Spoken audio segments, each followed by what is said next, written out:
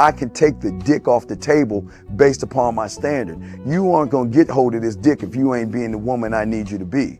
You need to realize that you need to cook, clean. You gotta understand that you're not the only woman. And if you can accept that, that's fine. That's just the beginning, because you gotta work hard for me, because I work hard for me. So that means if you get with me, it's not gonna be easy street, because I need to be satisfied, because it ain't no happy wife, happy life bullshit. It's happy Steve, happy Steve. Being strong with self, understanding who you are, that is the biggest defense to bitch ass weak men. And there's no excuses for the men not to be strong. But see, there's so many forces. And then so many men are embracing weakness. I can't stand weak men. Like, I don't like to talk to them. It's hard for me to talk to these losers. I've always been a winner at the winner's table. You know, I believe it's a sin to impregnate a woman who can't raise a child, you know, or impregnate a woman who's not fit to be a mother. And I think we have a responsibility in what we see today in these weak ass little feminine boys. I can't tell another man what to do, but I can't dress feminine. I can't wear nail polish. It's just something that I can't do. Why? Because if I'm walking down the street and somebody's having trouble with a flat tire, I want them to feel that they can come to me and ask me, hey man, could you help me out with this? Because those are the type of things that a man will help out with. So I need to look like a man so they can know where to come for help. Yeah, it is such a thing as toxic masculinity in the minds of bitch ass motherfuckers. Talk about masculinity, assertiveness, authenticity, transparency. How can a guy who's straight up and honest with what he does be toxic? If the media can train you to think something bad about it, you hear the word and you want to instantly have a certain reaction. You stop thinking, you start feeling. And when people learn to think and feel and not think through their feelings, that's when they can evaluate a person holistically. And they can say, is this toxic masculinity, or did I just hear something I didn't like? And why did I not like it? And only let me go within myself to see why. I don't never look at no motherfucker and say, oh, that's a toxic masculine motherfucker. I never ever had, I didn't even know. That was an invented concept from a weak motherfucker that was like, I'm just tired of this motherfucker trying to tell me what to do and bully you over me with this bullshit. What's going to make you successful is just understanding who you are and getting your mind right and being happy with who you are. That is the thing that's going to really make you successful. Because after you get all the toys, after you get all these things going on, you've had sex with all the women you want to have sex with, you traveled all the places, you're still going to be you, and you're going to always come back to you.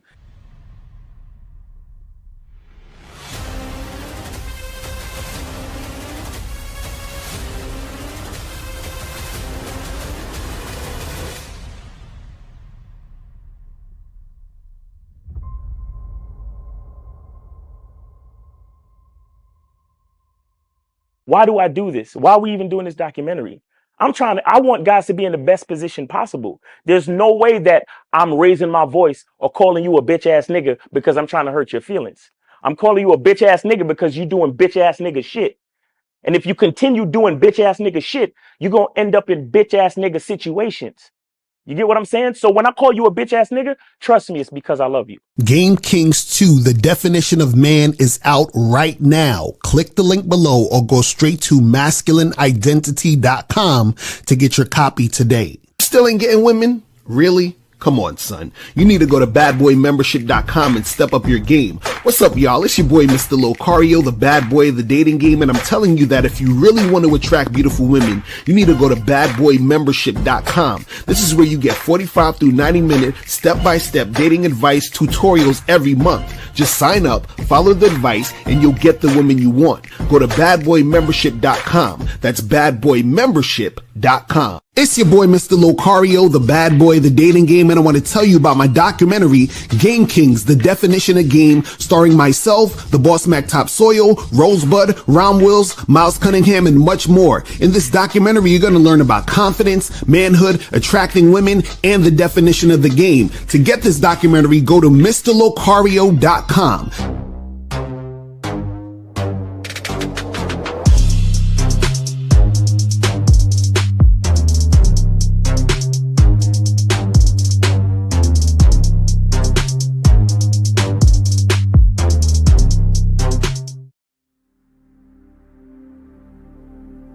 Some people think you need a sports car to get what you want. Some people think you need $1 million. Some people think you need looks, status. The only thing you need is what they can't get unless they come straight to you. And that's your identity.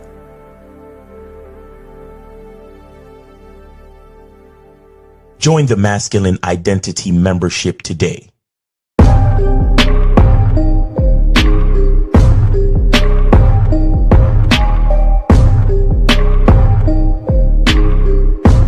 MasculineIdentityMembership.com. Masculine Identity Soap.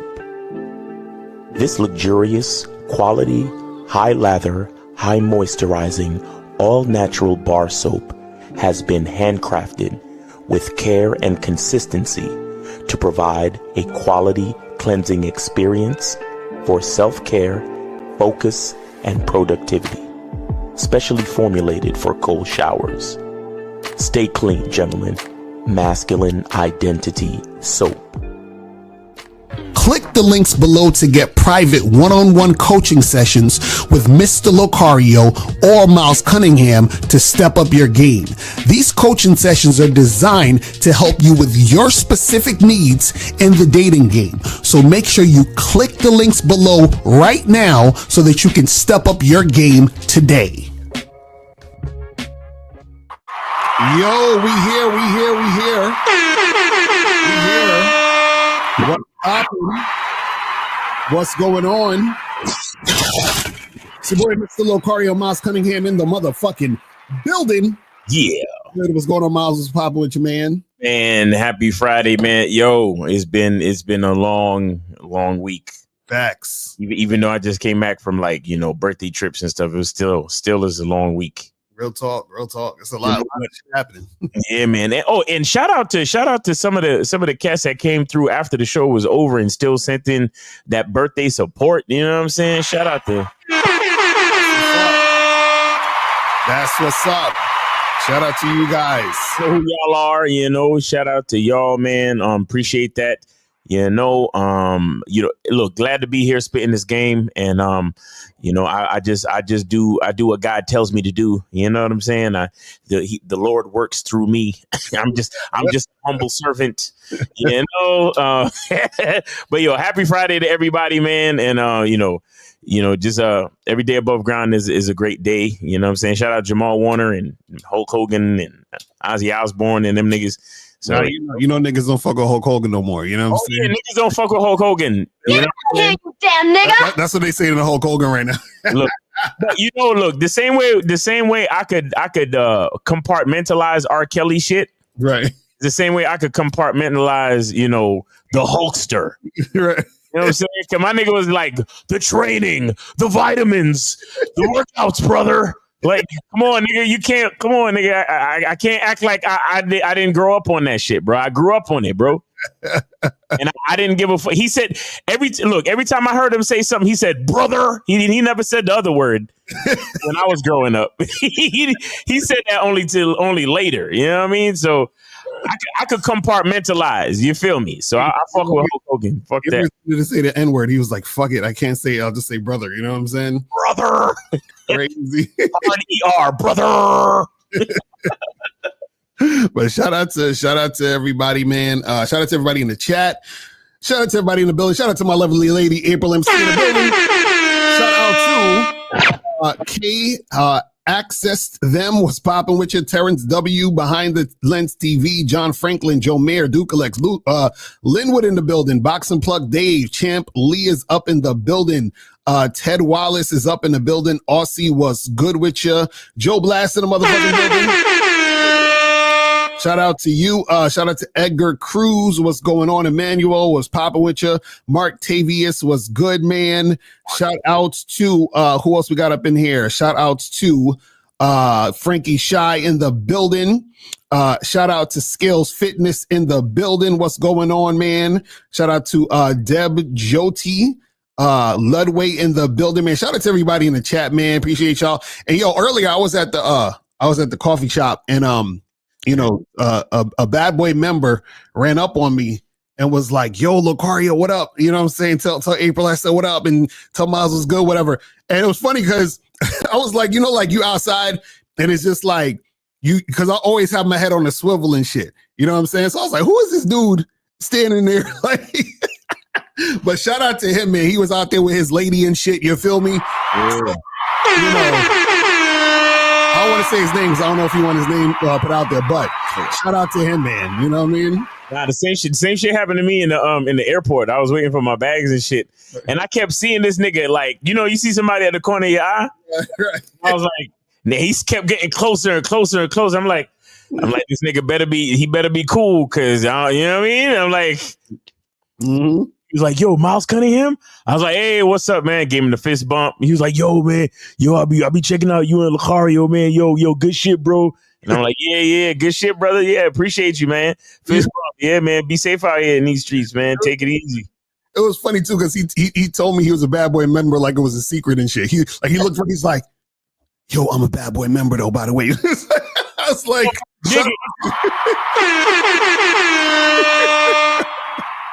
stop acting like it's a secret. You need to tell everybody to get on that shit. Exactly, for real.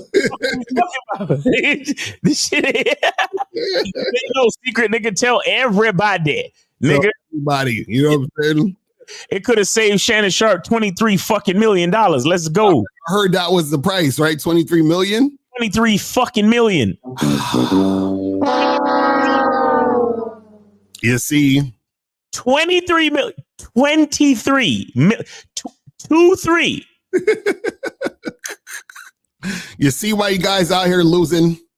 Do you see why these guys are out here losing? Hey, Skip. Skip is mad because I'm fucking them white girls real good, Skip. That's why you mad. No, crazy, man. How the fuck you retire a OnlyFans? That's nigga. OnlyFans bitches print money. Mm-hmm. The bitch got so much money one time out of this nigga. She said, I'm retiring. I'm done selling my pictures online. Mm-hmm. That's the easiest fucking job in the world. How the fuck you lose so much money to a bitch? You retire a motherfucker with the easiest job in the world. Right, exactly. Jesus Christ. That's crazy. All because you ain't got no fucking game. All because you don't know nothing about, a masculine identity. Mm-hmm. Real talk. And also, guys, make sure that you guys go to CunninghamElements.com. You know what I'm saying? Get the masculine identity soap, get the parfum, get the shea butter. You feel what I'm saying? Go to CunninghamElements.com right now to get all of your products. You feel me? To get that shit cracking. And also make sure you guys go to shoplocario.com. You feel me? Make sure that you guys get the online dating consultations with myself and April. Get that shit right now, ASAP. If you are not on this, you are fucking up. You guys are missing out on women that you could be sleeping with, dating this weekend right now because you want to be lazy and not, get shit cracking. So make sure you guys go there and also get master the vetting process. Every guy needs this in his arsenal when it comes to the dating game, because if you don't realize that you need to be vetting, then you are really going to be fucking up out here in these streets. So make sure you get this and also get all the other books, programs, audios on shoplocario.com. You feel what I'm saying? So make sure you guys do that and get that cracking, right? So today's topic, we're talking about 5 bad things that happen when you wear a woman down. You feel what I'm saying? Oh, we're about to go in. It's gonna get scary because some of y'all be thinking shit is sweet. You feel what I'm saying? Go in, son. Some of y'all think shit is sweet. So now, what gave me the idea of this topic was because there was a story going around from this strapping young fellow right here, pause, who basically the story is that he asked this woman 43 times in 7 years, 43 times in 7 fucking years to basically marry him. You feel what I'm saying? That's crazy. So I'm just like, you know, and then she finally said yes. You understand what I'm saying? So basically, if you divide 43 into 7, that means on average, he asked her to marry her 6 times in each year. So each year that passed, he asked her 6 times. 6 every year, which comes up to about 43 times. And then she finally says yes. This is terrible. This is terrible. You understand what I'm saying? This is terrible. And see, what happens is that a lot of guys think that they're winning because she finally said yes. And what they don't understand is that all they actually did was wear the chick down. You feel what I'm saying? He wore her down. Because what happens is that woman, she doesn't actually like him. She's just settling. She doesn't really want him. She's just saying yes now because for whatever reason, she's like, you know what? I give up. All the guys that I really want are saying no. The guys that I really want are just having sex with me and keeping it moving. Right. I really want nothing to do with me for real. So let me go back to this loser who at least I know he gives a fuck about me. At least I know he loves me. At least I can feel safe knowing that I can rely on this loser. You understand? Loser. Who is her? You don't know nothing about that. But Miles, what's your thoughts on this before we get into the five bad things? Oh man, you know, guy, look, this is why we do what we do. Right.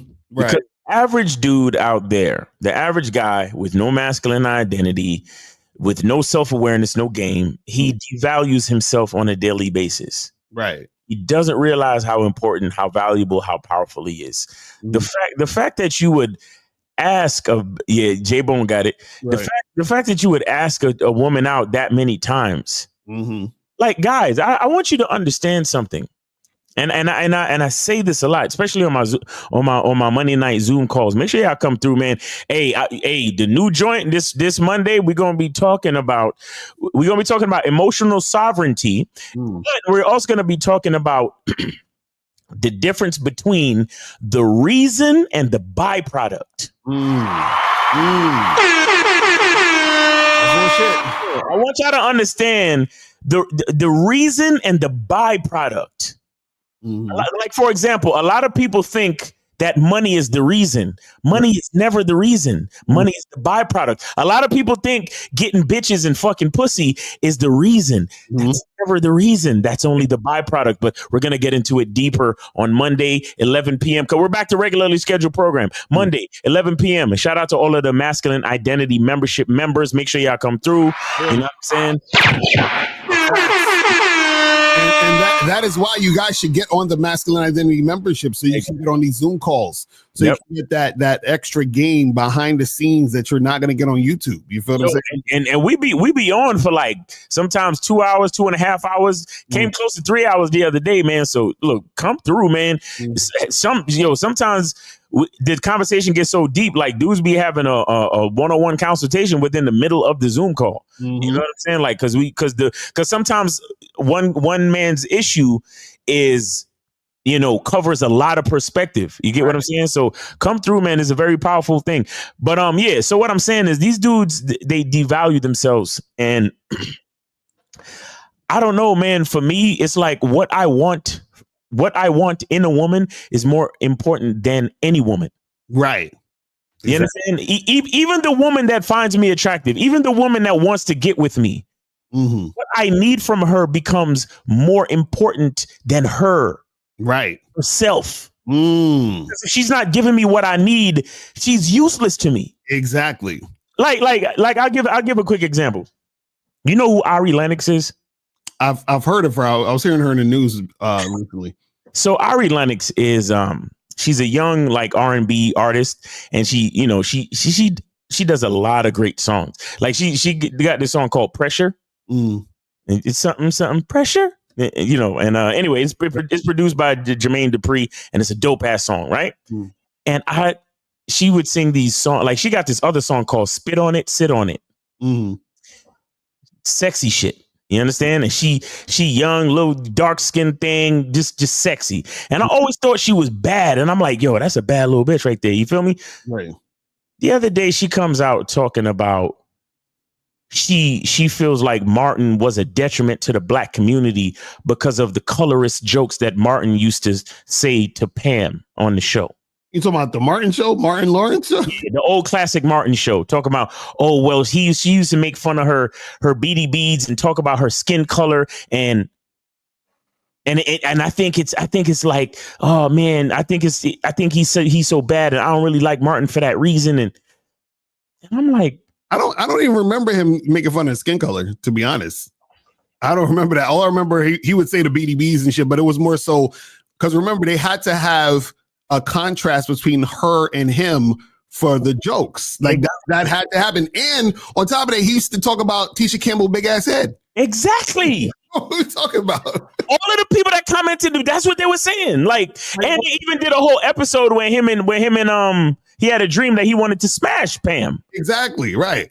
You get what I'm saying? Like, so many reasons why, like, she's so fucking delusional. And I'm like, oh, so up until that moment, I was like, yo, she's a bad little bitch. Bro, she's the ugliest, most disgusting thing on this planet right now to me. Right. And I mean, and I don't mean that like, you know, in a malicious way. Please don't get me wrong. Like Ari Lennox is she's cool. She's an artist, whatever. And she has every right to her opinion. But what I'm saying is in the way that I thought she was so sexy, and how I find her attractive, it's like, because I know that her mind could go there. I'm like, ew. Yo, I'm telling you, listen. You're not attractive anymore. Get on TikTok. I'm telling you, you go on TikTok and you see very attractive, physically attractive women, but the shit they be talking on there, you're like, ugh. Like if I was to, if you look at her, you're like, this is the type of chick I'll probably holler at in the street. And then you hear what they talking about, you're like, what? Like, fuck out of here. But see, that's exactly what I'm saying. And that's why I don't understand how dudes could, you know what I mean? Like how dudes could like put themselves in position. Because I'm looking at it like this. Because he said he asked a woman to marry him or just get with him. Nah, I think it's marry. I think he's trying to propose to this chick or some shit. Knowing what I know about women, knowing how much a bitch need as just a fuck buddy. If I'm giving the woman the opportunity to be married to me, I take that very seriously. That's very heavy to me. Right. Knowing the responsibility that I have to have as a man, just on a regular day in reference to a woman, but I'm giving you the opportunity to marry me. Right. And you turn me down.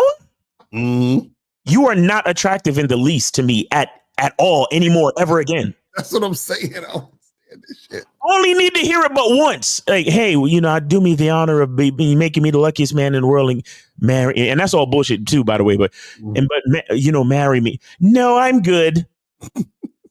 Enough said, bitch. I'm good too. Right. Exactly. What? Exactly. Because once I see your perspective and it ain't where I need it to be. Oh, you're ugly now. Like you're not, like there's nothing about you. It's crazy. Bro, a chick gotta be so in tune and so in line and so compatible with, because it's really all about me. It's really all about me. So if I find, bro, let me tell you something. And the reason why it disappointed me so much with the Ari Lennox thing is because, my nigga, did you know that Martin is the only sitcom I can watch today? Right, exactly. And it's because of that same shit too, because if you really look at all of the sitcoms today, all of the jokes are watered down because they don't want to fucking offend nobody. Exactly, right. It's only old TV shows that you could watch where real jokes went down. Like they would roast each other. They would talk about nappy hair. They would talk about you being dark. They would talk about your big head. They would talk about some shit where there was one episode where Martin did some shit where he was like, oh, my, I want to invite my 5th grade teacher to our wedding because she stopped me from eating soap. I mean, no paste. Right. And he was like, Gina, I got to invite her to the wedding, Gina, because if it wasn't for her, I would have ended up like this. And he started doing some like retarded movements and shit. Right. And what I'm saying is that's funny as fuck. But no sitcom can do that today. Now, you know, was my shit. Remember Rock? Remember, nigga, Rock Boy, man. Rock, Charles S. Dutton. Shout out to him. Yeah, bro. It's certain things that was on TV back in the day when we was growing up, where every fucking body wasn't a snowflake, and everybody wasn't trying to identify with the rainbow, and everybody wasn't offended by every fucking thing. Mm-hmm. Where we still had we had actual shows that were actually fucking funny. Like Rock was like, if you want to see some masculine man shit, go watch Rock. That's what you gotta watch Rock. Yeah, that's a real show. With the drug dealer nigga. Oh yeah, to hem him up because he was being disrespectful. And now, it's like they would never do no shit like that right now. You know, like that right now, never. You understand? So when I see, so the point I'm trying to make, guys, is that like Ari Lennox could been better than that. Mm-hmm. You understand? She could have been better than that. But once I see where you're, once I decide that your mind is ugly, I can't fuck with you. You understand? I can't fuck with you. And the problem I have with men is that they forget that it's about them. Right. They forget that the woman got to prove themselves to us. Mm-hmm.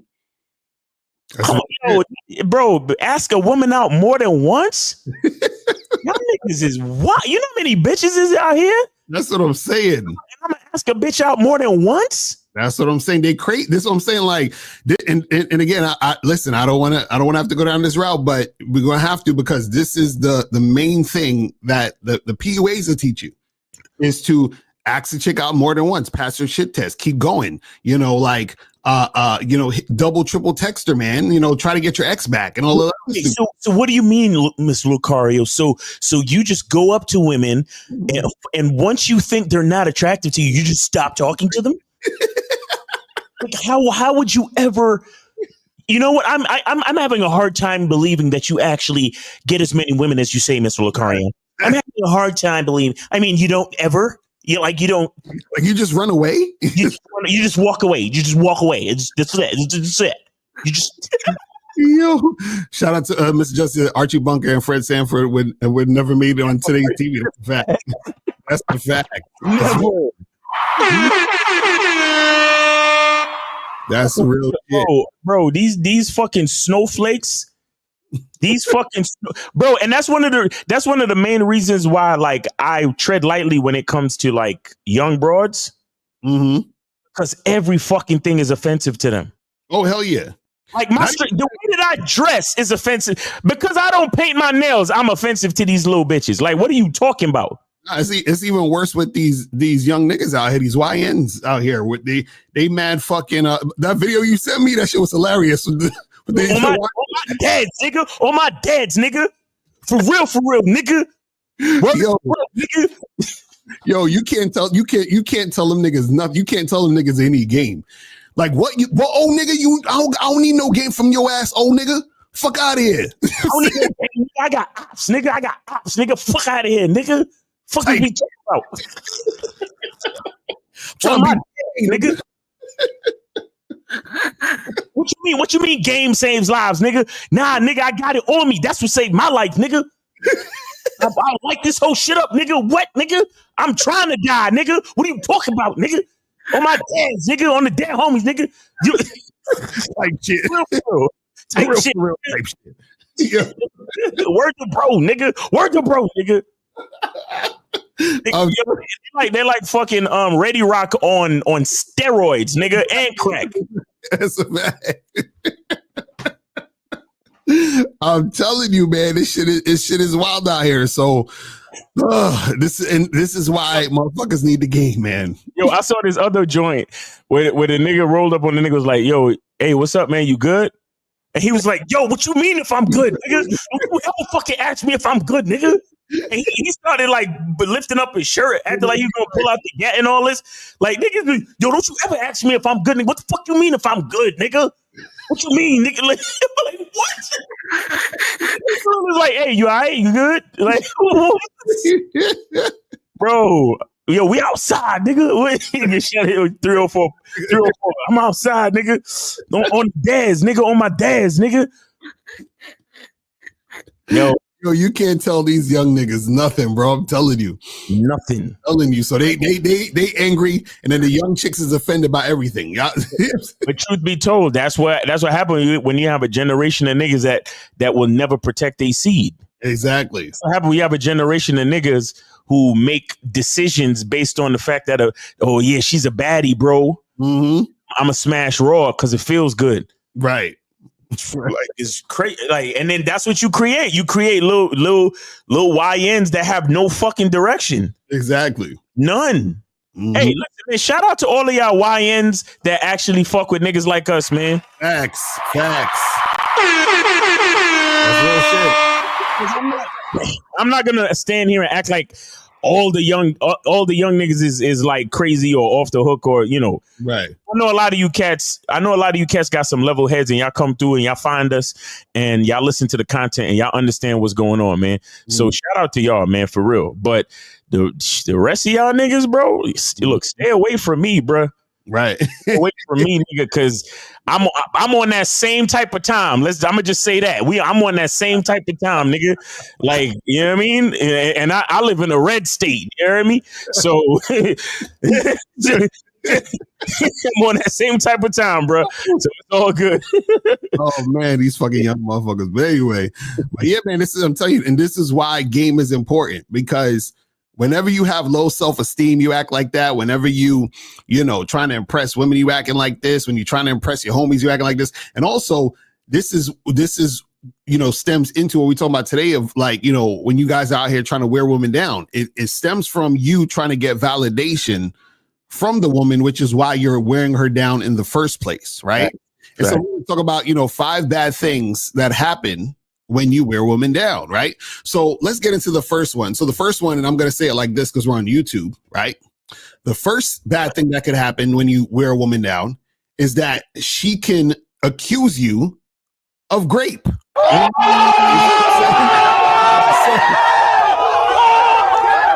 can accuse you of grape. Okay, and y'all know what I'm talking about. So basically what happens is, and remember, when you're wearing a woman down, all you're doing is you're chasing a woman who's giving you resistance. You continue to try to holler at a girl who's not really feeling you. You keep things going with a woman who's not showing you consistent cooperation. So what happens is that some guys will wear the chick down. Because even yesterday I had a call where a dude called up and he was like, oh, I asked this girl to come get a drink with me and she declined. And then he said, all right, come to my place. And then she came to his place and then she was acting wishy-washy when it came to the sex, of course, because she already showed him resistance from the drink part. And then he said that he was, I guess, driving her home or left with her. Like, he was like, telling her to go, whatever, I guess. And then she started saying some shit and then he brought her back to the house and then ended up smashing.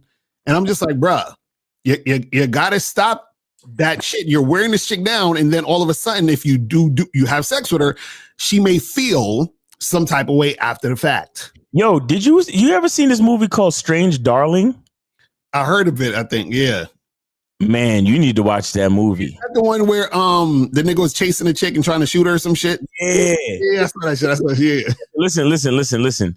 Y'all niggas want some game? Watch Sweet Darling. I can't even tell you the actors' names and shit. Right. There's a movie out there called Sweet Darling, and I guess the cover of the movie has a red hair, huh? Is Strange Darling or Sweet Darling? Sorry, Strange Darling. Strange Darling. Right. Y'all need to watch that movie. A lot of, like, and if anybody in the chat watched it already, don't ruin it. But yeah, you go watch that fucking movie. That movie needs to be seen by everyone. Right. Basically.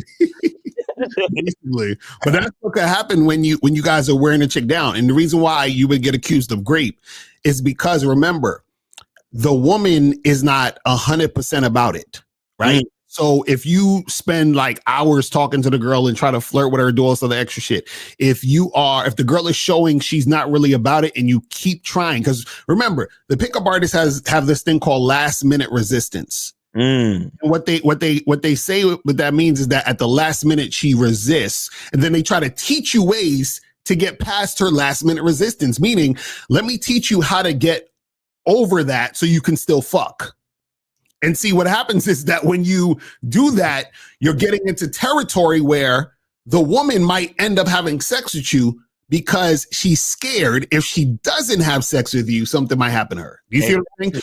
So just having sex with her doesn't mean that, oh, I seduced her. No, she could probably be doing that because she's fucking scared. And then what could happen is later on down the line, she can say, oh, well, I was coerced, I was forced and all this other stuff. And you're like, wait a second, I didn't do all of that. But you did because you were dealing with a woman who gives you resistance. So this is why I tell you guys, only deal with women who give you 100% cooperation. But the PUAs is like, but Lucario, but I mean, you got to pass your shit test, bro. Why are you running away? You see what I'm saying? Like, so you guys got to fall back from that bullshit, right? So that you don't, get yourselves in these situations. Because this is what it is, right? Guys who don't really understand game and don't understand how shit works with women, right? They think that her resisting or acting that way is normal. Because even there's another term PUAs have called anti-slut defense. So what that means is that they believe that when a woman is being resistant, she's being resistant because she doesn't want to seem like a slut in front of you. And so you have to use your pickup skill to seduce her to be more comfortable to fuck you. You understand that she's resisting because she's not really feeling you. And so now if you try to get past her anti-slut defense, what you're doing is that you're wearing her down. You know what I'm saying? And then you wear her down to the point where you get her in a situation where she's going to give you the last minute resistance. Then you're going to try to get over that. Then you're going to fuck a chick who didn't want to fuck you. And then you're going to be in some bullshit later on down the line. Shout out to Aziz Ansari. Exactly. Right. You feel what I'm saying? This is what so guys he knows all about that. So guys, listen, don't try to be fucking these chicks to feed your ego, because that's what most of these guys out here are trying to do. And so the thing is that they're trying to look for, different ways to justify chasing the woman or wearing her down. But what we're trying to tell you is that shit is dangerous, because remember, you guys have to understand that one, women are going to be, emotional and up and down with how they feel about shit, which is why you have to pay attention to make sure that she is showing consistent cooperation throughout the entire interaction. The problem is that you guys don't want to have to deal with that, or you want to ignore that because you're like, damn, I know Lucario Mosley telling me like, if a woman's resisting, I should just call it a day, but she's bad though. I mean, she's not resisting that much, right? Like, maybe I can still, you see what I'm saying? Like, you want to fuck so bad, or you want this chick so bad that you are willing to put yourself in danger, right? Instead of just falling back and finding a woman who actually is going to be 100% cooperative. But this is also the key. You don't believe a woman's going to be 100% cooperative, which is why you are going to deal with the resistance. You're like, wait a second, that's some bullshit. That don't even exist. Where am I going to find a woman who's going to be 100% cooperative? That's crazy talk. Right. You see what I'm saying? Come on, guys. But you got to believe. See, you have to. I said it the other day, right? You got to believe. Okay. I said this on the show the other day. You got to believe it's out there. Right. Because you're looking for it. So it's kind of like, I don't understand how like, people can pay their rent or, it's like you do so many things with faith and you don't even realize it. Right? You do so many things, like you pay for so many things that are months and days or weeks out. Right. You understand? Like you'll pay for something on Amazon now and don't get it till days later. How are you so sure you're going to get it? Right. Right. Because you have a certain level of faith. You see what I'm saying? So you got faith in certain things, but then you don't have faith in other things. Right. And the problem with so many of these dudes is that they have a lack of faith in themselves, thinking that the lack of faith that they have is in the existence of what it is they're looking for. Right.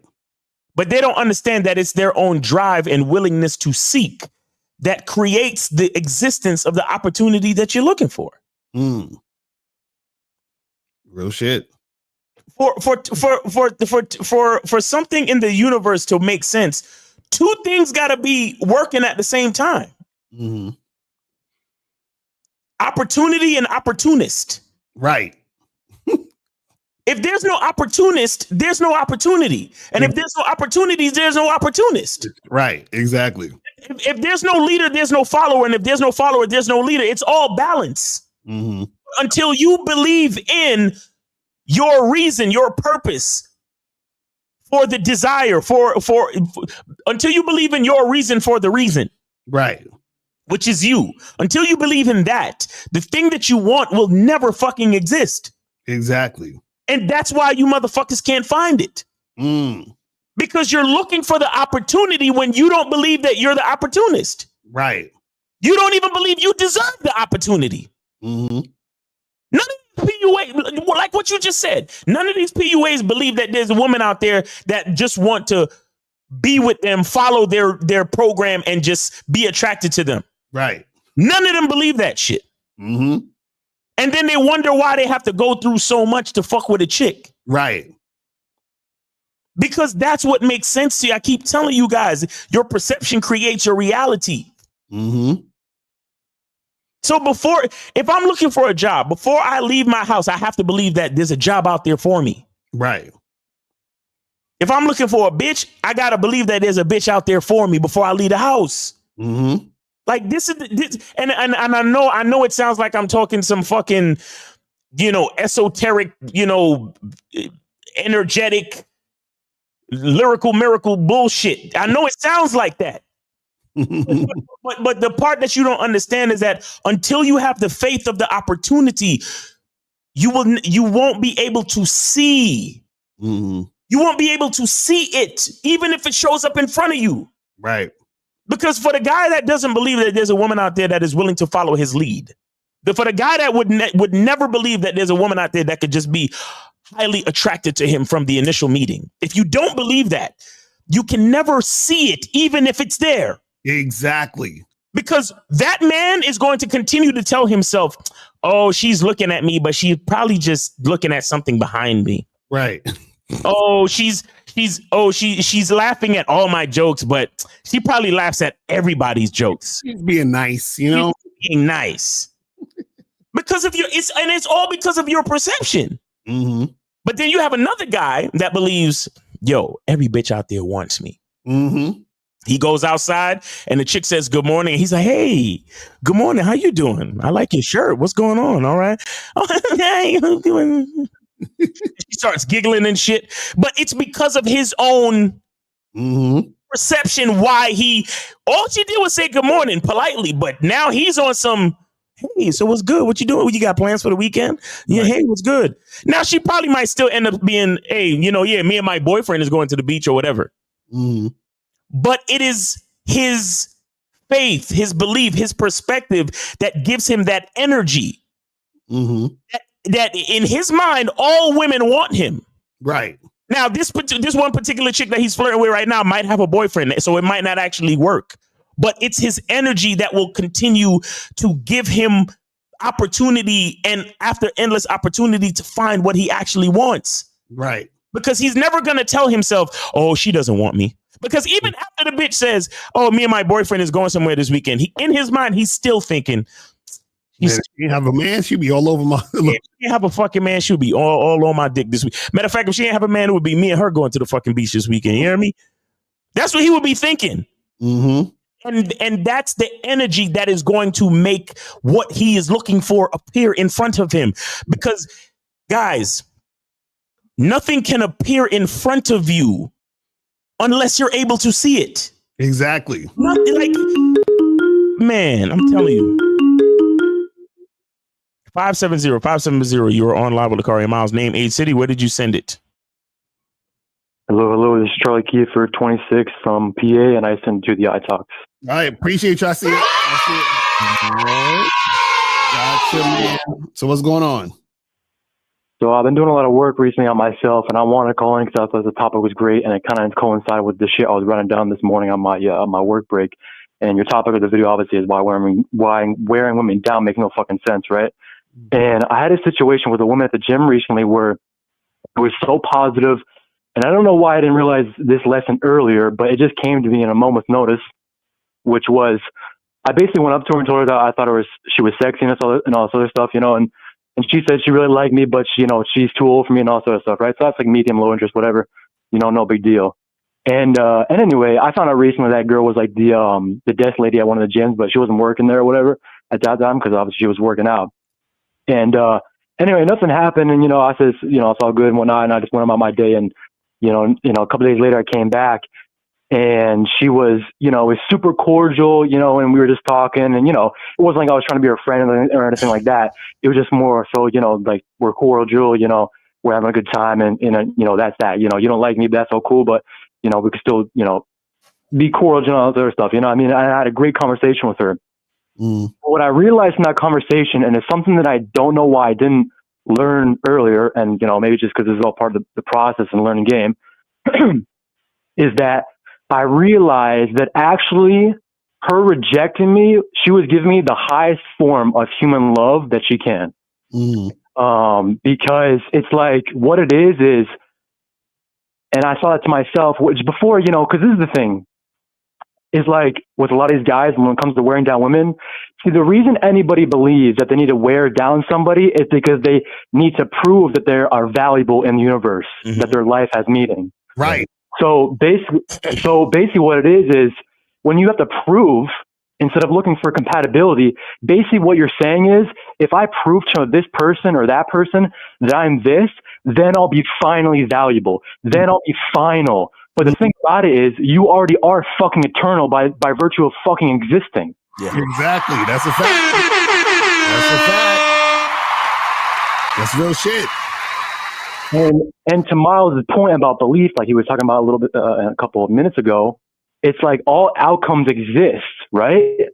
So it's like, for example, I was thinking about it with, you know, when it comes to friends, there are some girls who I'm friends with who, you know, we've been friends since I was like fucking 2 because their families and I know each other, and that's why we're friends, you know? But like, I'm not like friends with women where I'm like, oh, let's go hang out or some shit like that, right? But that's because I don't want to be friends with women. Most women who I like, I just want to fuck them, right? And there's no shame in that. Just like there's no shame in her wanting to have friends who are guys. But here's the thing. When it comes to like all this shit about wearing women down, see that guy who the women, you know, have finally accepted her fucking marriage proposal after whatever, how long, I don't even know how many times he fucking asked. But it's like, that's fucking crazy. It's like, actually, if you reject me and I accept your rejection, it's basically what it's saying is I'm giving you like the highest form of love I possibly can, because I'm not going to allow myself to be manipulated. And I'm going to tell you, no, I don't want that, because my needs matter just as much as yours, because we're all the same human value and you deserve everything you want just like I do. So I'm going to tell you to keep going, or I'm just going to accept the rejection as it is, because that's really actually the highest version of human love, is to basically accept compatibility. Because when you accept compatibility, you actually can accept that you are eternal. But if you try to... You saying some deep shit right there. I got to break that down a little bit, because this is the thing. See, a lot of people are afraid of rejection, but rejection is a great thing, because like you said, it's the person telling you, hey, this is not a compatible thing. Don't waste your time here. You know what I mean? It's right, exactly. You see what I mean? It's the universe telling you this ain't it. So go over here. Right, exactly. It's more compatible. That's a fact. Yep. Real true. Yeah, and you know, I don't want to keep this too long, because obviously I'm gonna call in like in some more in the future, because I like wrote like 16 pages of this shit. But in short, the last thing I want to say is basically, and this is the little sentence I wrote, which is basically that ego says that I'm final, but the spirit says the only final that there is that you are eternal.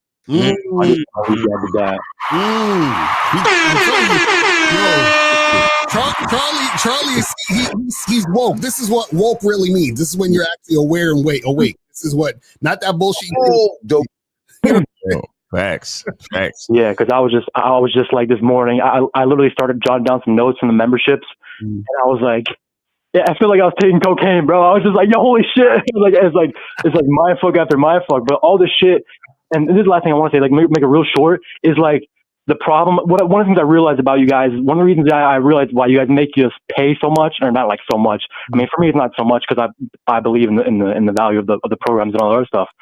But one of the things is like, you know, it's akin to fishing. It's like you might get some surface gems here and there, but like you might have some fish that come to the surface, right? But to really unlock your potential, you got to go deep in the pond or the lake or the river. You don't catch the big fish if you just fucking be lollygagging with a bobber. It's like you got to fucking go all in. So that's what I've been doing, and you know, I hope everyone else in this chat who's listening, you know, they should get on those memberships because this shit is way deeper than any of you guys think. And, you know, so, you know, once again, thank you guys for all that you do. You know, sir. Real talk. We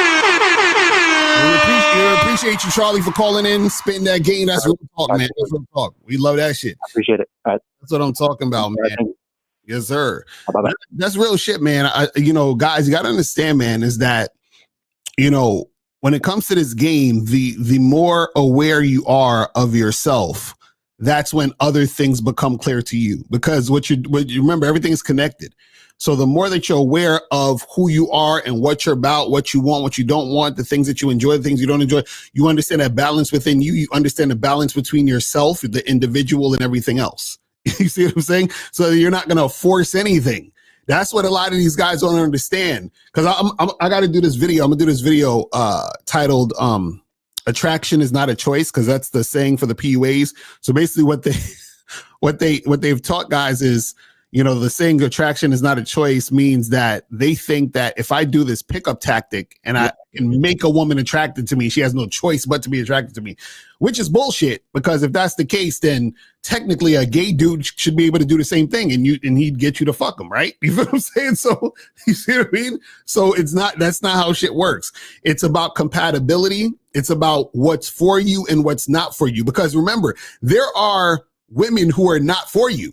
Right. You know what I'm saying? I don't understand why guys don't understand that. Y'all think like, oh, well, let me learn this stuff so I can just, you know, talk to any chick, say some lines, and then every chick that I just point to and want is going to work out. That's not how life works. Yo, it's the dumbest fucking shit how dudes, again, you know, your goals. Your goals is greater than that one chick. Right, exactly. Like honestly, guys, your goal should be to find a chick to smash, or to find a chick that's compatible, or to find a chick that you could vet to be a girlfriend. Mm-hmm. The problem is when you say that girl, her. Exactly right. Her right there. She's the one. Mm-hmm. Where your problems begin. Right. Because you're already making the woman more important than you. Right.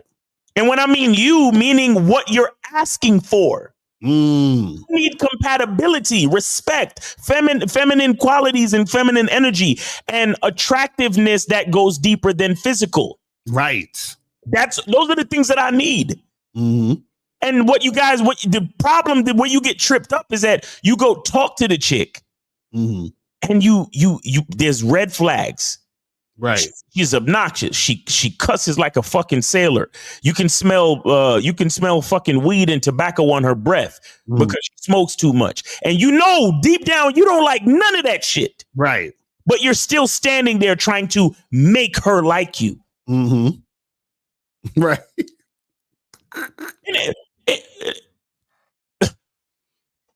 Guys, you don't even realize that you're not even asking yourself, do I like her? Right. That's what I'm saying.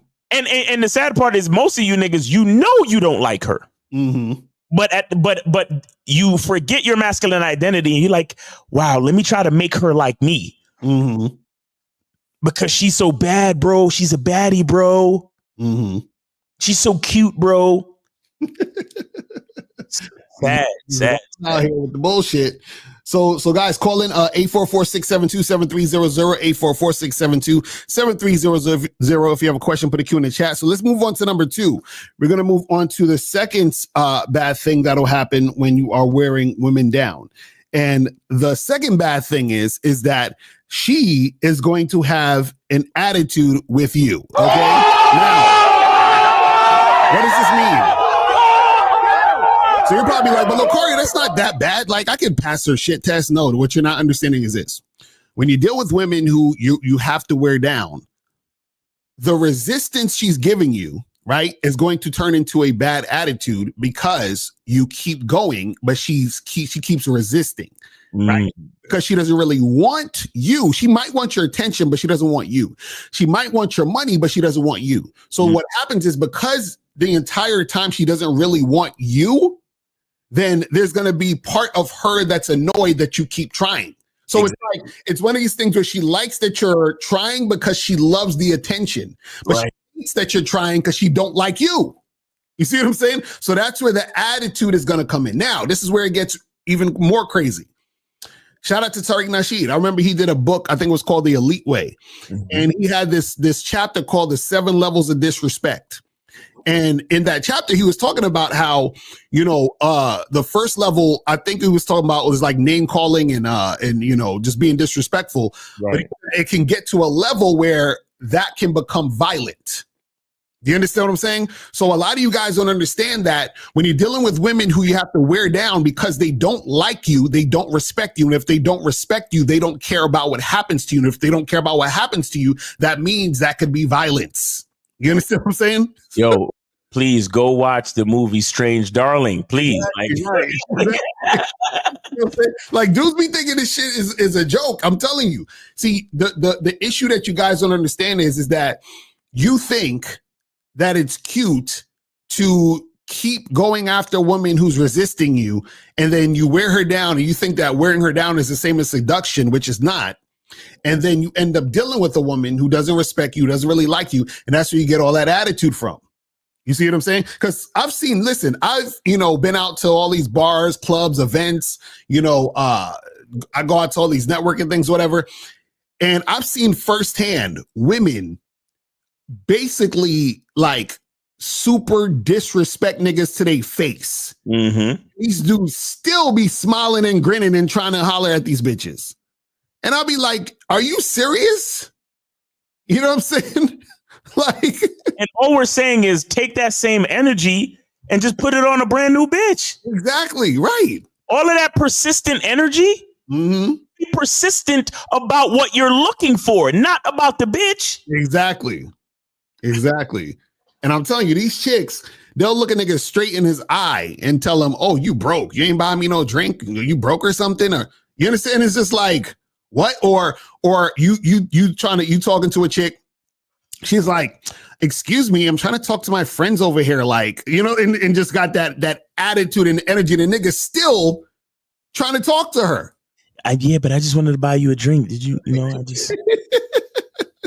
Like that guy the other day talking about, I was just trying to find out why you so well. Yeah, like what? He said, why are you so And the chick clearly is like, I don't want to talk to you, but why you acting like that though? Why you acting like that though? I was just trying to find out why you were so hostile. Yeah, he was like, why are you so hostile? Like you go up to a girl and you say, hey miss, how you doing? She's like, I'm good. You understand? Like on some, no, I'm good. I don't need to talk right now. I'm not in the mood, whatever. And then she's trying to walk away. Niggas like, but I'm saying though, like, what's up? Like, you know what I mean? Why you acting like that, shorty? Why you act like? And it's like these dudes, it's like they begging to have a conversation with a bitch. Right. Really, this is what they're saying. They're begging the woman to respond in the way that he wants her to respond so that he can feed his ego. Because he's like, damn, now I feel bad that you don't want to talk to me. Now I got to keep talking so you can give me back what I want. Feeling that I want. Yeah. Let me show y'all niggas this shit. This shit is crazy, man. No. Bitches not take their shoes off on side of the... Wait, can you see this? Yeah. Because a nigga like this talking to me. What do you mean, nigga like what? I said, get the fuck on my... Look, what do you mean? A nigga like what? Right. Bitch ass nigga, get the fuck out my... Look, bro. That's what I'm saying. Straight bitch ass nigga, get the fuck up out my face. He's like, he's still there talking. Soon as a bitch even fix her mind to make the words. Right. She's already talking to my ghost. Are you stupid? Right. That's what I'm saying.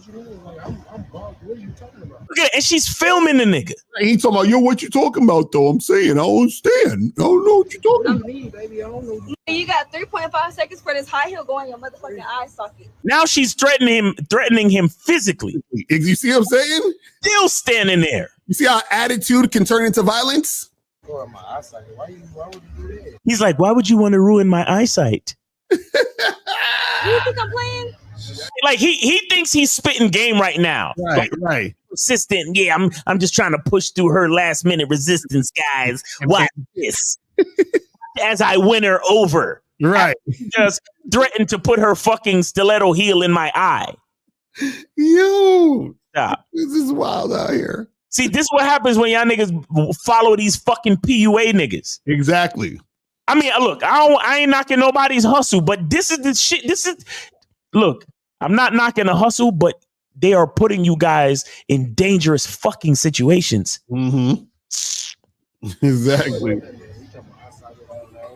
Okay, but if I say get out my face and you ain't got out my face, why the fuck you still in my face? Thank you, Shorty. I'm with you, Shorty. I agree. That's what I'm saying. I'm with you, Shorty. She said, get the fuck out my face. You ain't getting the fuck out my face. Why are you still in my face? Mm-hmm. Trying to figure out why you trying to be so hostile. And he's like, I'm trying to figure out why you trying to be so hostile. Like, nigga, what? Why the fuck do you even care? Like, you see what I'm saying? Listen, guys. When you love yourself, this type of shit ain't gonna happen to you. Because soon as the first time she says, I don't want to talk, get out my face. Good night. Not even good night. She go, you know that when Lucario. Exactly, just turn the back. Exactly, my back is turned already. Because I don't want to talk to you, bro. Look how close you are to me. Bro, real talk. Bro, I want you to understand that the posturing is terrible here because, bro, now he's being confrontational already. Right. And I want niggas to understand, and I talk about it further in this particular video. Go over to my channel and check it out if you haven't seen it already. Right. But you got to understand that after a certain point, like this is why bitches call me. Oh shit! I got my shit open. Hold on. I'm gonna close mine so he could call you back. Yeah, guys, call back. Whoever just called, go ahead and call back. But like his posturing, his positioning is bad. Mm-hmm. It comes to a point when it becomes threatening. Like, I want y'all to understand that you can look at this woman and think that she's just being belligerent and obnoxious because she's just a young, disrespectful black female and all that other shit. No, this bitch she feels threatened. Mm-hmm. That's why she's behaving that way. Right. She feels threatened. That's why she decided to threaten him physically with the heel in his eye, because she's actually at this point, she's actually scared that this nigga will not leave her alone. Exactly. That's crazy. I just walked up. You been walked up, nigga. I said get the fuck away from me 3 times. And you're still here. Just shut the fuck up and keep walking. And I think she's alone. That's why she pulled the phone out and started recording, because she's actually afraid for her life with this weird nigga won't leave her alone. Mm-hmm. Guys, you gotta understand what you're doing and what you're saying. See, let me tell you guys something. This is the thing that even I had to learn when it comes to approaching women, interacting with them, talking with them, and all this other stuff. And it's something that you have to constantly think about. And that thing is when you approach women and talk to them and do all that other shit, you have to 100% drop your ego. Yeah. And also don't try to be cool. So basically what I mean by that is this, right? It's because there's times where, I would see a chick and I'd be like, let me go and approach that girl or whatever. And there'll be times where I wouldn't, because I'm thinking of me as Mr. Locario. Right. Thing. So in my ego is like, nigga, you got to go over there and she got to be, all about you. So if she's not all about you, are you really Mr. Locario? You right. see That type of shit. Yeah. It's gonna fucking make you hesitate. So when you see a woman and you thinking, yeah, I'm gonna go over and holler at these chicks, and then they say something or do something that you don't like, or they're giving you resistance, or they're not really trying to fuck with you, that'll fuck with your ego. So what you have to do is you have to put your ego in your pocket and then go over there and just be in the moment and interact with the woman.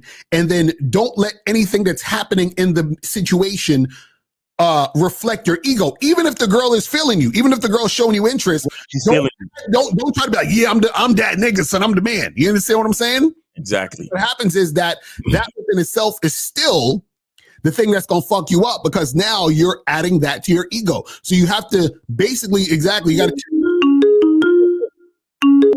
go at the door. Yeah. 570. You are on live with Lucario and Miles. Name, age, city. Where did you send it? All right, this is Charlie Kefir again, just calling in back real quick. Okay. I sent it to the iTalks. I sent 50. I just wanted to say I sent the 50 in because I believe that. Wait, hold on, real quick, Charlie. I want y'all to notice Charlie respects the game so much. Facts. He's donating and calling back. But go ahead. No, facts. Yeah. Yeah. No, I just wanted to say that I felt like what I said today, and also what you guys deserve, needed a little more. So I sent $50 in today, you know, for however many free calls that adds up to. I don't even know. You guys can do whatever you want. It's your show. But I just wanted to add that 50 because, you know, I believe in you guys, you know, and I believe in everything you deserve because I know I deserve everything I want in life, and because I know that, you know, I know that you guys deserve everything you want, and so that's why I want to send that 50, you know, right quick, because I really appreciate all you guys, all the things you guys do, and all that you've done for me and will do for me in the future. So I just want to say that. Hey, appreciate you, brother. What's up, man? I appreciate that. And real quick, I gotta talk about what he just said. He said, I think you guys deserve everything because I know I deserve everything. Facts. That's what we try to get you guys to understand about the game, is that when you understand that you're connected to all of this shit. You see what I'm saying? So the problem is that when you guys are hating or you guys are fucking being insecure and all this other stuff, right? That feeling is projected outward to every other thing that you're doing in these situations, which is why you got a lot of guys on the internet talking about, man, fuck these hoes and these modern women and blah, blah, blah, yada, yada, yada. And this is why you have a lot of women that are like, man, fuck these motherfuckers. They suck, blah, blah. It's because everything they're saying is what's going on within themselves. Exactly. You know what I'm saying? And they haven't woken up yet to understand and recognize the value within them. You see what I'm saying? Mm-hmm. Yeah, exactly. I mean, all it is what I've realized, and, you know, thank you to you guys for helping me realize this is, you know, all you need to do is just choose the frequency of self-love and stop choosing the frequency of self-hate, and that's it. Yeah, real talk. So we appreciate that, man. Appreciate it. All right. All right. Take it easy, brother. Have a great weekend. Thanks for the support, bro. All right. We got, hold on. This thing. All right. 224. Go ahead and call back. 224. Go ahead and call back. Yeah. So appreciate Charlie for that donation. So we'll give you guys 5 free calls for that one. We got 5 free calls. So call up. No, I don't want to talk to you. Bye. The fuck, weirdo. Weirdo. Yeah. He's a weirdo. A woman say, I don't want to talk to you. That's all I need, bro. All right, we got 201. 201, you are on live with Lucario and Miles. Name, age, city. Are you supporting or taking a free call? Free call. All right, go ahead, brother. This is Durand, Los Angeles. Okay. 29. All right, go ahead. I wanted to know why women have a hard time being consistent when you're on point. All right, stop. Let's think about the question. I want to give you a chance to make the question about you, because it's more effective if we make the question about you. Because do you have all information on all women? No. Okay, so but aren't they all the same?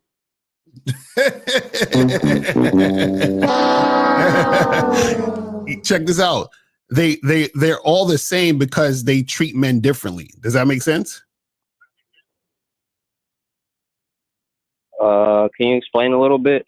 So meaning if I meet a girl named Susie, she's gonna have sex with me on the first night because she's sexually attracted to me. If you meet that same girl, Susie, she's gonna tell you that y'all need to go on 3 dates and get to know each other. Is that you see what I'm saying? So the same girl is gonna treat 2 guys 2 different By the type of guy. Huh? By the type of guy.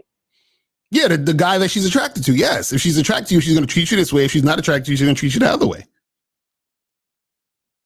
But why, like, so when I'm on point and consistent and she falls off, does she not recognize that? Wait. So what makes you say you're on point? Give me an example. No, I'm just asking. No, that's what I'm saying. What I'm saying is, what do you mean by you on point, and what do you mean by her falling off? You say like you have a program and a way you do things, and you don't change it. So like, if she sees that and recognizes that you're on point, why does she still fall off sometimes? Like, do they try to find better? So can they not adhere to that?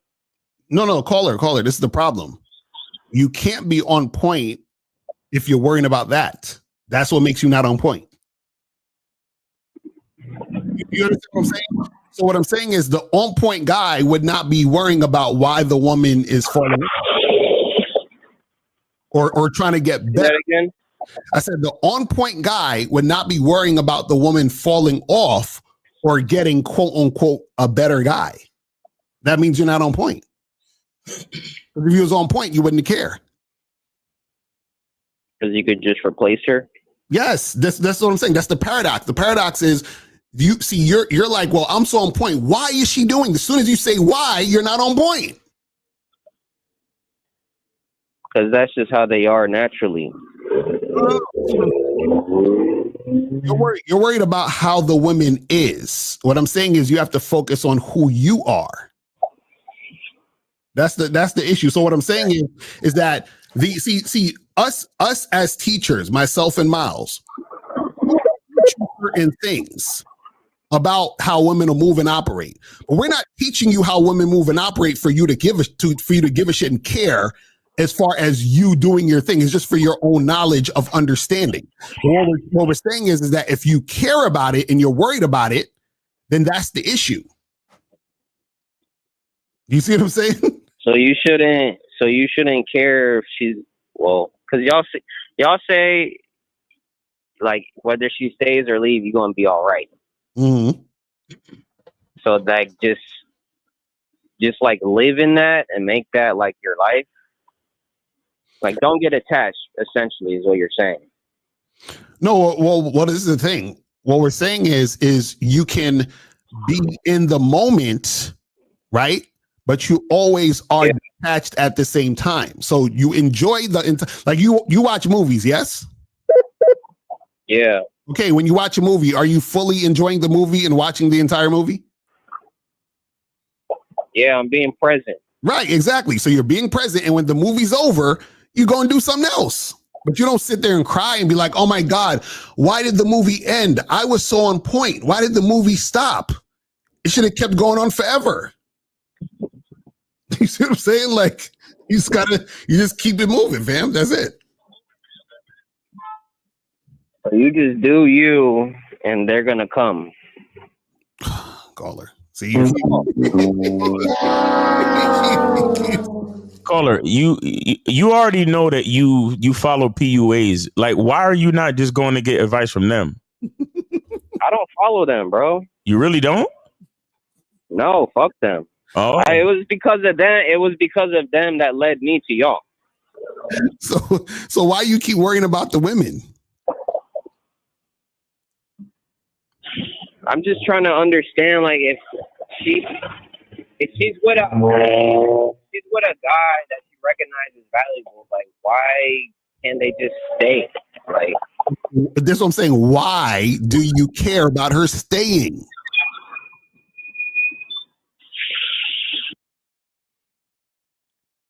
Hello? he's out. I don't know what's going on with him. The phone call is still connected, but I don't know. Well, I mean, his free call's up anyway. He acts like a bunch of questions. Yeah. All right. Yeah. No, that's a fact. Yeah. All right, man. Take it easy. Duran. Hello? Yeah. Yeah.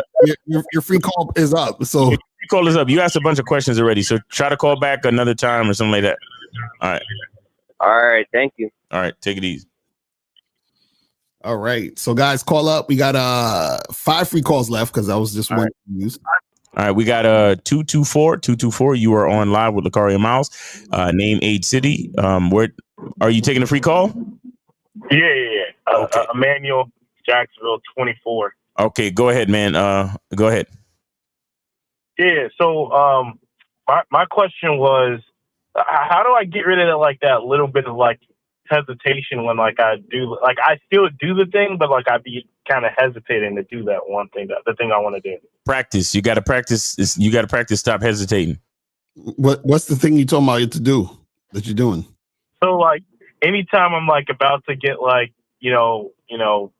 physical with a woman, like when I say physical, I mean like in a sexual way, just to clarify. I'm not talking about putting my hands on her. So you mean you butt naked? You're butt naked and you both y'all in the bed? That's what you mean? No. At that point, I've already got it. But like when you're getting to that point where like you're talking to her and she's listening, she's vibing, she's enjoying the time, and then you try to, put a little, flavor in her mind, like, oh, like if I were you, then you like kind of like bend, like in the moment, bend her over and spank her on the ass and pull her hair a little bit. But like I'll do it. But like I feel like there's like always been a hesitation before I do that where I'm not 100%. I know. Why?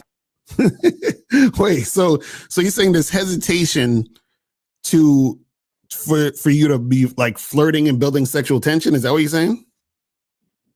Yeah, because I always get this hesitation, like, oh, like it seems like things are going good, and even though she's saying on paper that she's liking everything, I still feel like I don't want to be like she could just switch up all of a sudden and be like, oh my God, I can't believe you do that, creeper weirdo, and then I just go to jail or something. You say go to jail. So basically, okay, this is what I always tell you guys, right? When you're flirting and building sexual tension, it's words first, touching second. So if you're flirting with her and you're telling her things that's making her smile and laugh and, and flirt back with you and all this other stuff, right? Then what's the issue where you take the next step to bring her closer in and touch her or kiss her? What's the issue? Well, I mean, like the issue is not that because I would do it, but I feel like at any moment, like, cause they switched their, they changed their mind every, 15 seconds, 10 seconds, 1 second or whatever. So okay, so this is the problem. So if you're flirting with the girl, she's flirting back with you, right? And then now let's say you're on the couch with her, you're going back and forth flirting, and you tell her to come closer to you, right? Now, if she says no, then we're done. If she doesn't come closer to you, we're done. If she comes closer and then you put your arm around her and then she takes your hand and removes your hand, we're done. We're done. You see what I'm saying? So what is this thing where you're like every 15 minutes she's switching? This is like once she switches once, it's over. Okay, let me put it like this. So like you say like, she moves your hand, or like, sorry, I'm in a car. She moves your hand, or she doesn't move your hand. But let's say like she doesn't move your hand, but she also doesn't like have a reaction. What do you mean she doesn't have a reaction? Right, like you put your hand there, and she just like what? Does nothing. Like she doesn't, reciprocate, mirror me and start, So Carla, why are you worried about her? Wait, why are you worried about her marrying you when you're supposed to be directing what she's doing? So what do you want her to do? You want her to hold your hand too or something? Like what do you want her to do? No, it's like, because if I'm doing this, you would think that the girl would like at least outwardly show some expression of excitement, or like she's getting into it too. But sometimes I feel like, but this is what I'm saying. How are you going to see the excitement she's having if you're worried that she's not having any excitement? That's the same thing Miles was talking about earlier. You can't see it because you're thinking she's not into it. So how are you even seeing it? Right, I guess I couldn't see it. I just get self-conscious about that because like, you're an overthinker because you're afraid. That's all, buddy. Right. You're just overthinking because you're scared, my dude. Because didn't you just say something about going to jail? Right. You're letting fear run your perception of life. That's really all that's happening. So can I put it like this another way? I found a better way to. Let me find a better way to explain my fears. Okay, go ahead. So okay, like a girl that's in a starfish, like there's a starfish in the bed, right? You take like she's giving you all the consent and all that great stuff, but at the same time she's showing no form of engagement back. Yeah, you're fucking her, but she's just staying there laying on her back, looking at the ceiling or something like that. Then you stop immediately. You know what I'm saying? What are you talking about? Right. So you would stop, right? Because like not showing any type of risk. But let me ask you this. So let me ask you this. So you trying to tell me from the point where you maybe started kissing her at the bar to the point where she gets into your bedroom and gets naked, everything she's doing is like top tier 100% excitement, and then she gets in the bed and she's just staring at the ceiling blankly. Everything before that was super on point. Is that what we're saying? Well, no. I was just giving an example of what I was trying to give, like a right. But we'll call it. That's what I'm saying. That starfish shit happened at the bar, in the cab, when you got out the cab. Her expression and all that was happening that whole time. So what I'm saying is, you guys, this the problem. You guys let your fear make you come up with scenarios that don't exist. How many starfish chicks have you fucked in your life, caller? Just one, and it was the worst experience. That's why. Why did you keep going? If it was the worst experience, why did you keep going? No. I said I had sex with her. Sex could be 2 strokes, 3 strokes, like. And then I noticed she wasn't into it, and I was like, like. Okay, before you realized that she wasn't into it, was she into the conversation? I'm gonna be honest, but that was like 3-4 years ago. I don't know. You don't know? Maybe not. How old are you again? I'm 24. You're 24. So you were 21 when you had sex with this starfish chick, and you don't remember the conversation. You don't remember how you got to the bedroom. No, it was just kind of like a regular conversation. It wasn't anything special, I don't think. I don't know. I don't really remember, because I talked to a lot of women, but it was just like, yeah. So that one I don't remember. Yeah. See, what you got to understand is that 9 times out of 9, when that type of stuff happens, there's already signs that that's going to be the situation. You understand what I'm saying? Like, I've had situations like that before where I'm at the bar, club, whatever, and I'm talking to this girl. Everything is all good. We flirting. We even kissing at the bar and shit. And then we trying to, leave to go out, you understand, to make it happen. And as soon as we leave the spot, I remember this happened this one time vividly, where soon it was like night and day. Like, when we were there, it was all smiles, giggles. She was really about it. Soon as we stepped outside, right, and got the cab, it was like, when we were in the cab, it was like a whole different person. You understand what I'm saying? And then I felt it from there. So then, what happened was we got to her place, and then when we was up there, I was like, and I told her, I said, listen, it seems like you're not really in the mood to do this, so let's probably do this some other time. And she was like, no, I'm good, right? And I said, nah, it's fine, you know what I mean? I had a good time. We could probably do this again another time, whatever, right? But I left, because I can see the switch in the vibe. You see what I'm saying? So usually it's not going to be like, oh, everything is so exciting from this point straight to the bedroom. We're naked. She's about to get on top of you. And then all of a sudden, starfish or whatever. That's not how shit works. It's usually something beforehand that's going to give you the sign that this is the type of shit that's most likely about to occur. You see, but this is what the average guy does. The average guy is so into his own overthinking mind fuck. He's super nervous, and he's just trying to get to the part where he gets to stick his dick in. Right. He's not paying attention to the female's behavior at all. Right.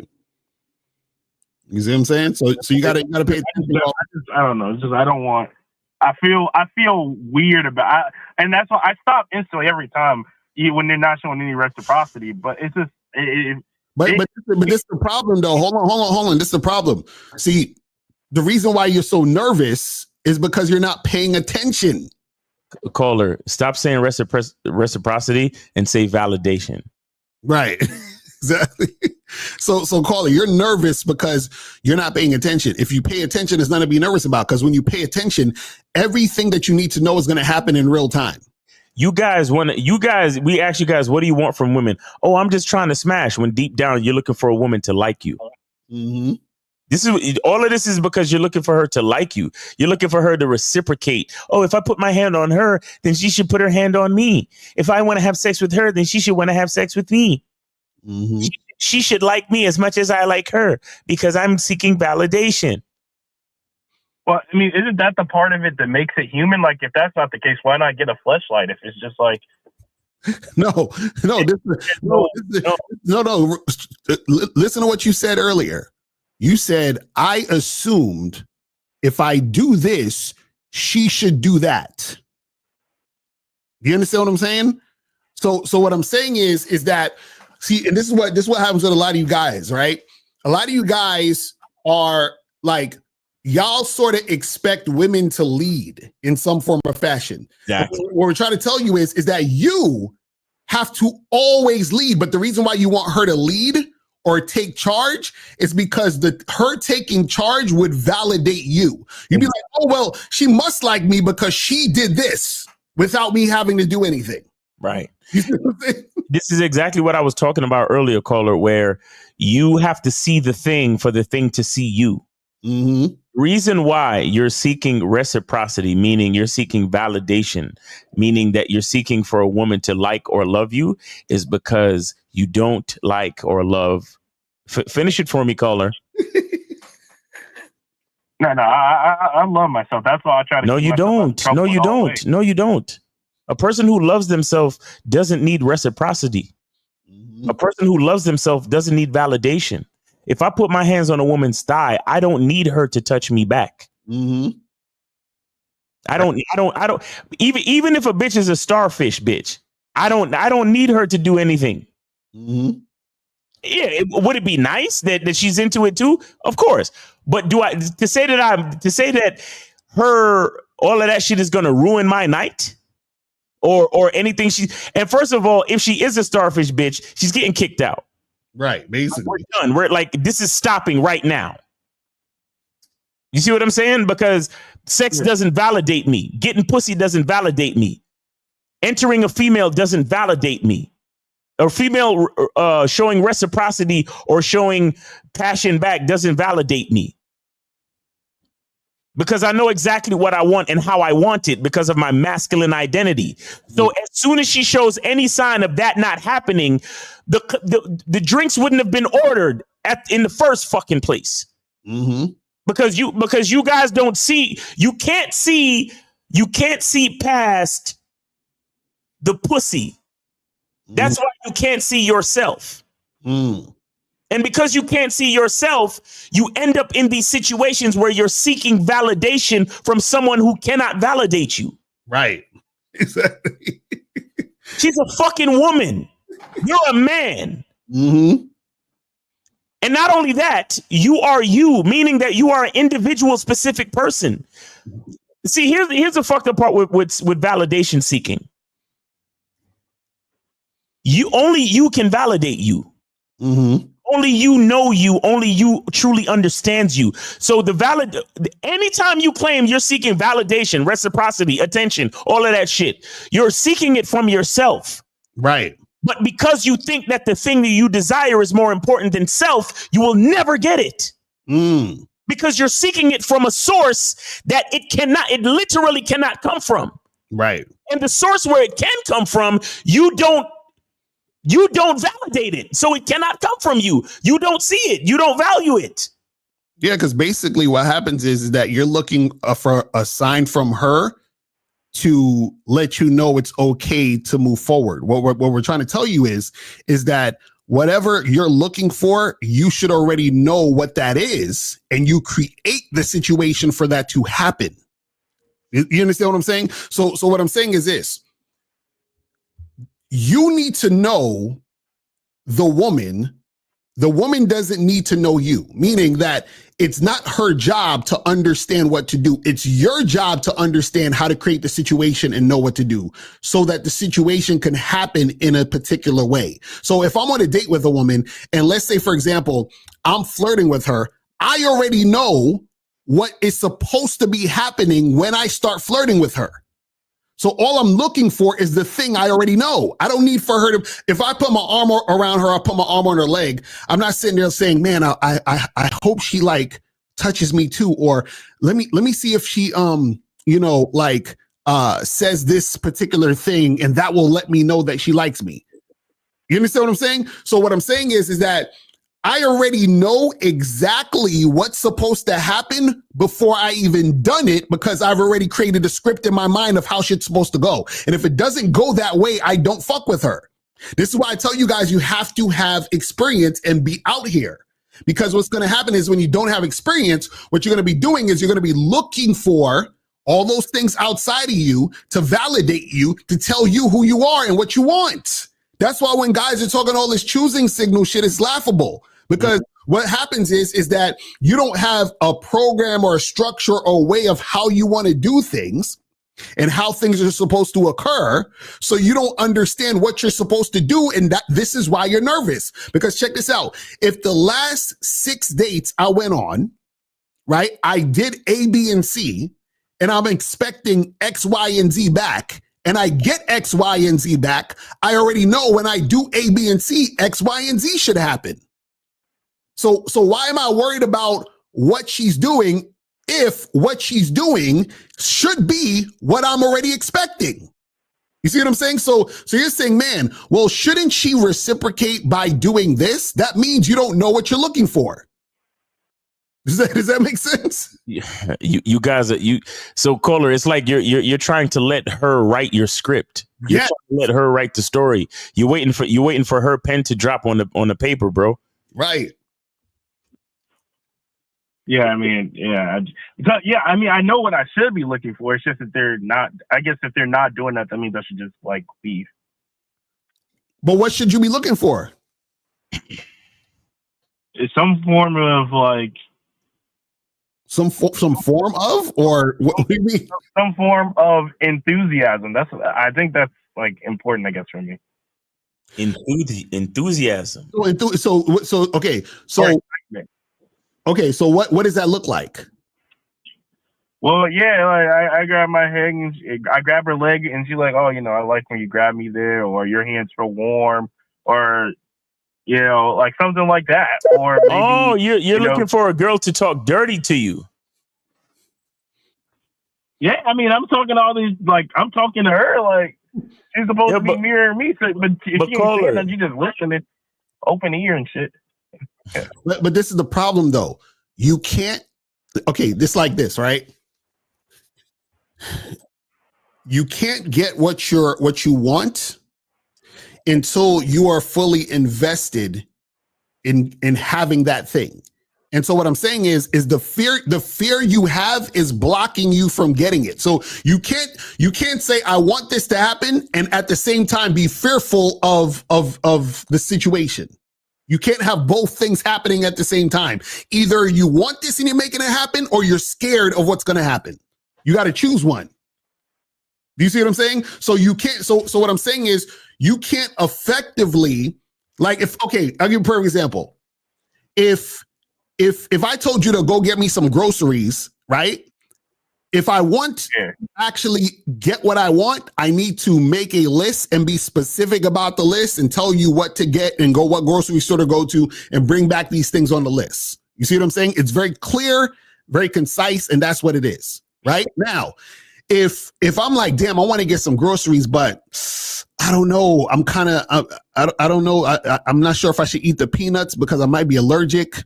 Should I put peanuts on the list or no? I don't know. Should I put the peanuts? I don't know. Maybe. All right, I'll put the peanuts and I scratch it off. Then I say, okay, let me tell them to get some apples, but I don't know. Do I have enough apples? Do I need any? You see how inconsistent and all over the place? How long is it going to take for me to get you that list? If ever I get you the list. So so then what's going to happen is I'm never going to get what I want because I don't even know what the fuck I want to get. That's what you're doing right now. You're like, I want the woman to show interest and want to fuck with me and do all this other stuff, but I'm scared that I'm going to go to jail or she's going to feel some type of way or whatever. So you can't fully let the woman know what she needs to do in order to give you the thing that you actually want, because there's fear there. So you're not clearly communicating to her for her to give you that. Because remember, this is what we try to tell you guys. The shit is black and white, right? This is why I don't do a lot of extra talking or texting with women, because I want it to be, hey, either you meeting me or you not. You understand? Either we fucking or we not. Right? So when I'm flirting with the woman, right, I'm letting her know this is what I want to do. And if you don't want to do it, we not talking no more. So there's no confusion and complications and, oh, well, what if she's, 1 minute she's with it and 1 minute she's not? I don't even give her the opportunity to even do that. Right. There is no 1 minute you are and 1 minute you aren't. Soon as you aren't, I stop fucking with you. You see what I'm saying? Because I already know what I'm looking for. So all I'm looking for is her to reflect what I've already put out. So if she's not reflecting that, then we're done. That's why I said, soon as she says, oh, I don't know, or she's doing this, we're done. So there's no back and forth. Caller, are you the one that says women change their mind every 15 minutes, or was that the previous guy? No, that was him. That was you, right? Yeah. Wow. So you've been on dates where women change their mind every 15 minutes? Yeah. How do we? So how did we go from?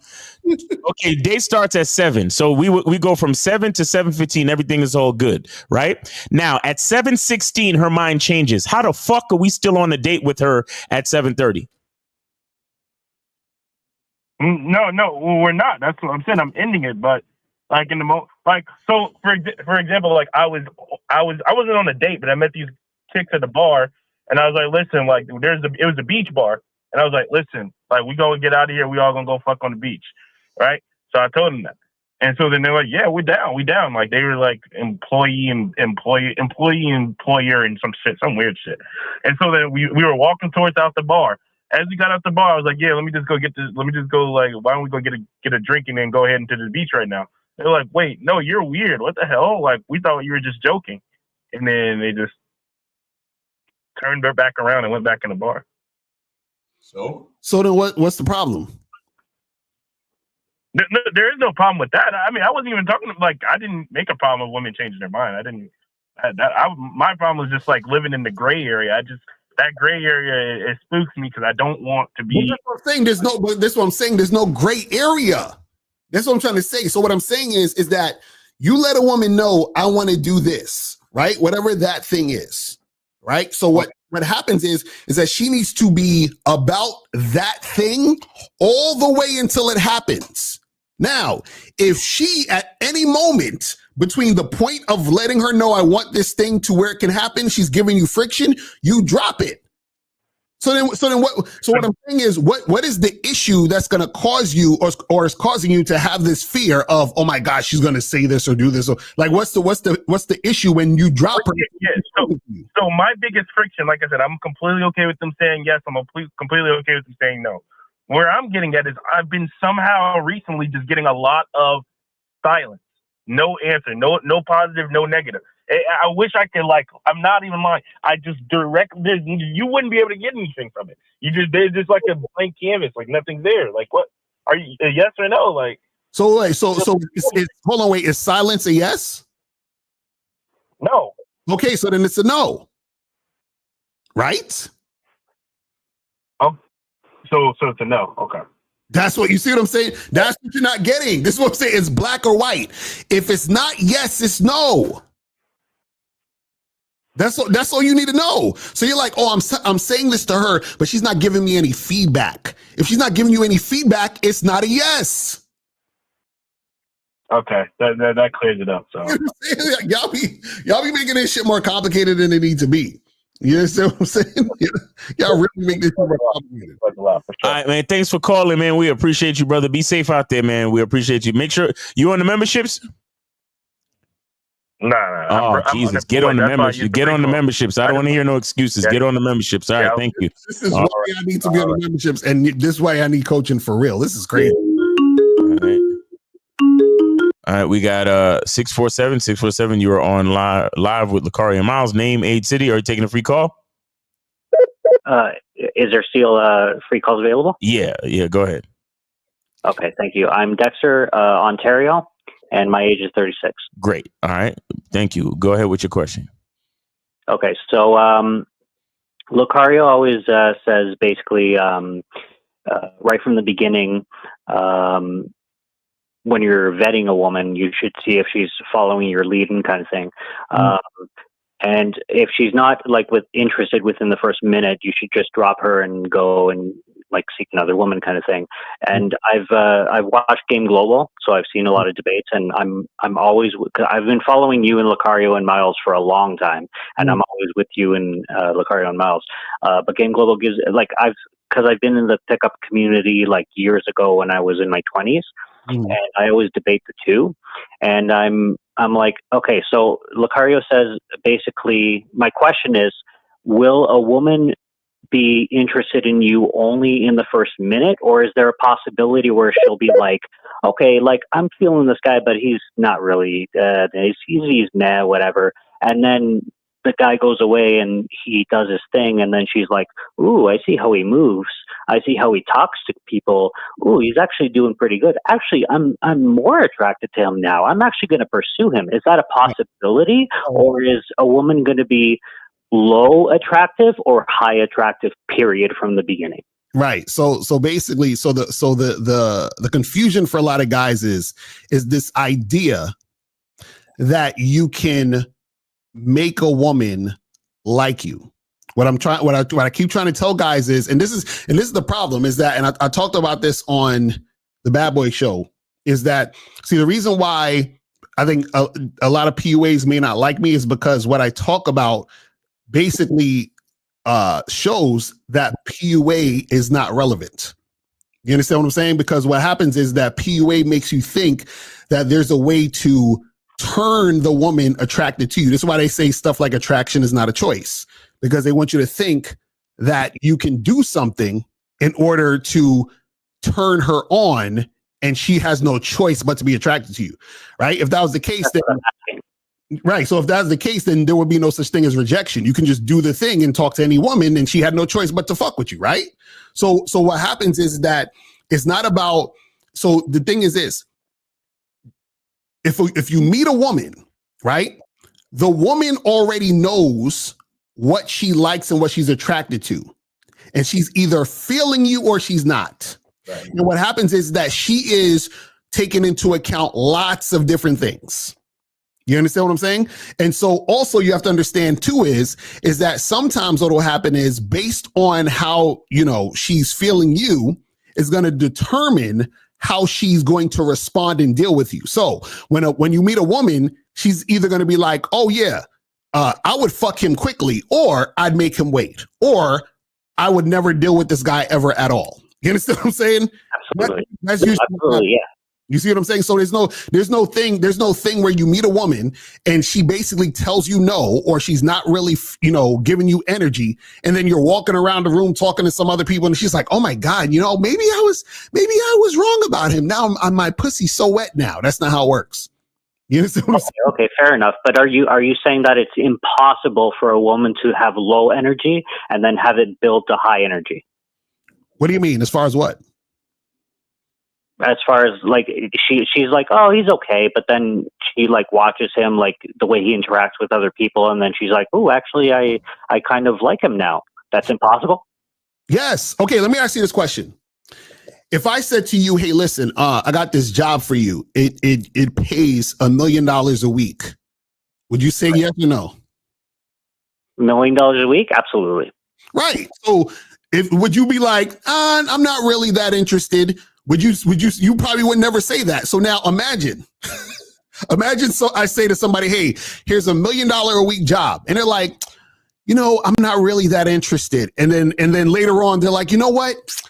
I actually looked over the job description and I started thinking about the $1 million, and now I want it. That's not how it works. They know up front, $1 million a week. Hell the fuck yeah. I'm with it. You see what I'm saying? So what I'm saying is when a woman is dealing with you, if she was with it, she'd be with it from the jump. I'm trying to tell you. Yeah. The problem is y'all think that women are stupid. No, they already know what it is. Caller, why? So what's so special about this girl who said no at first? Oh, there's tons, but no, there's nothing special about anybody. Okay, so why not just move on and just forget about them?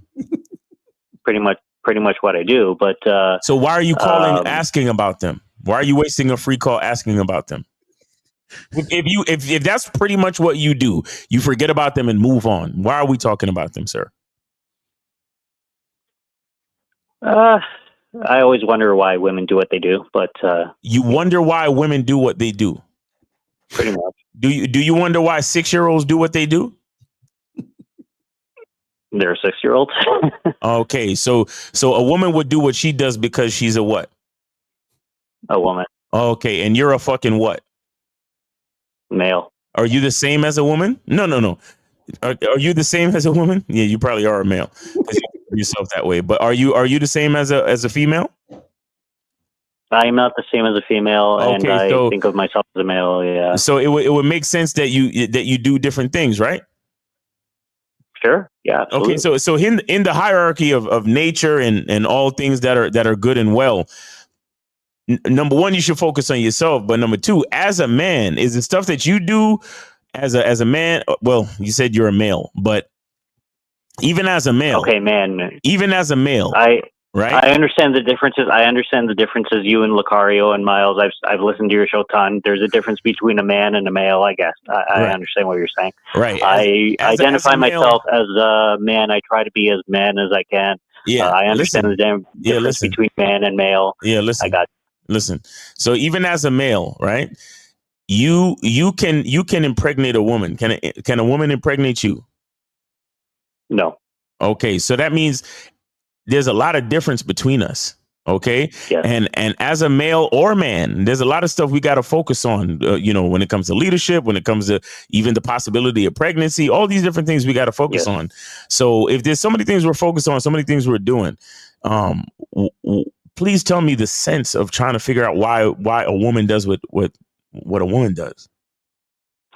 Well, because she's a human being, and because they're psychologists, professional psychologists, and they study the human brain. And I understand that there's a difference between a female brain and a male brain, and they behave differently. So when a woman behaves the way she does, there should be an explanation by a psychologist, I assume.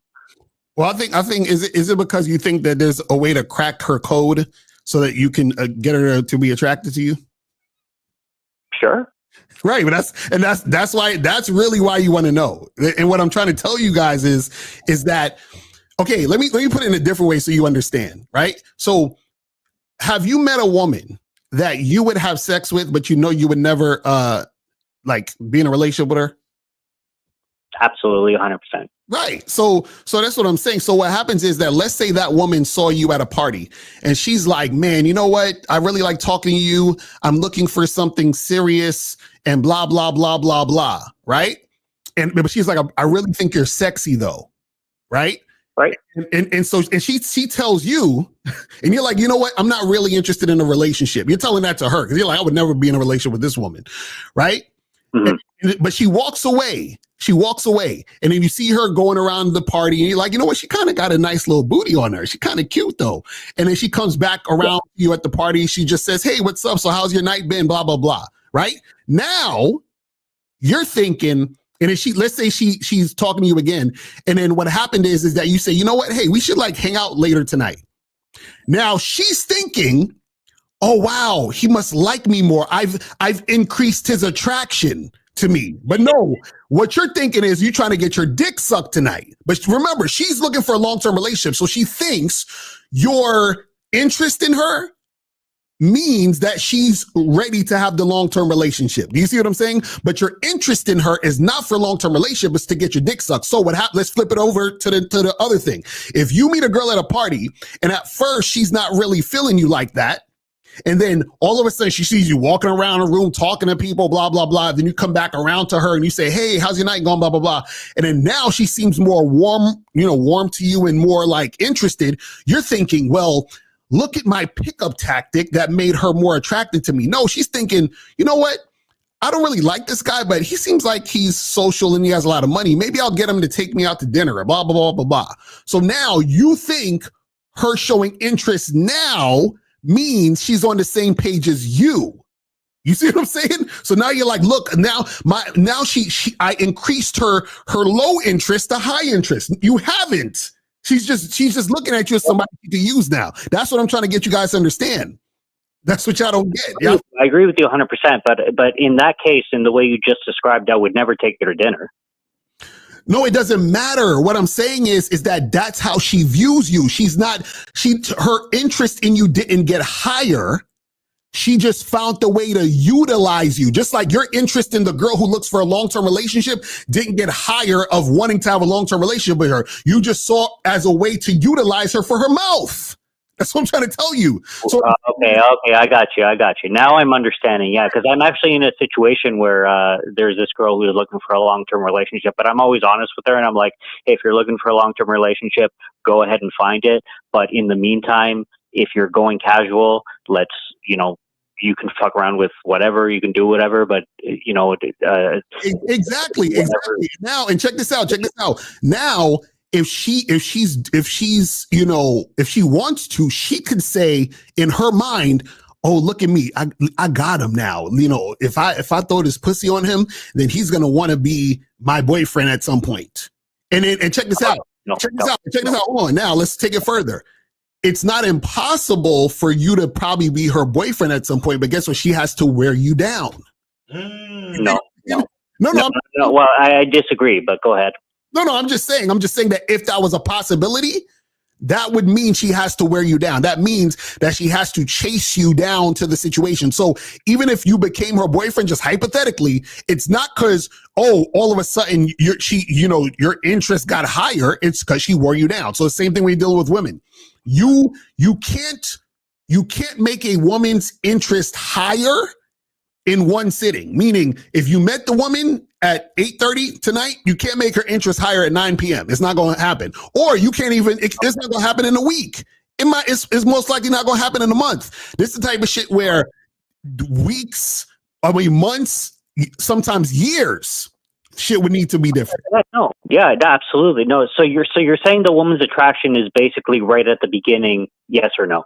Yes, that's what I'm saying. Okay, so basically what you're saying, and I don't want to. I'm going to hang out. I don't want to take too much of your time because I know it's a free call, and I really appreciate it.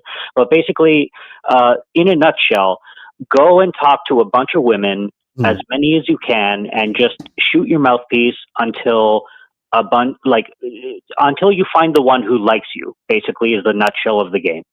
Yeah, basically, instead of talking or wasting time on one woman who don't fuck with you. You know what I'm saying? Which is what PUAs teach you to do. Trying to make her like you. Right. You shouldn't try to make anyone like you. Right.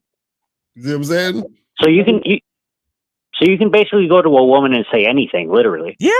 Right. That's what I'm saying. That's what I'm saying. It's not what you say, it's the man behind what's being said. But if you're the man, if the man behind what's being said is insecure, needy, and weird, that's going to come out in the energy when he's having the interaction with the woman, which could cause her to be unattracted to him.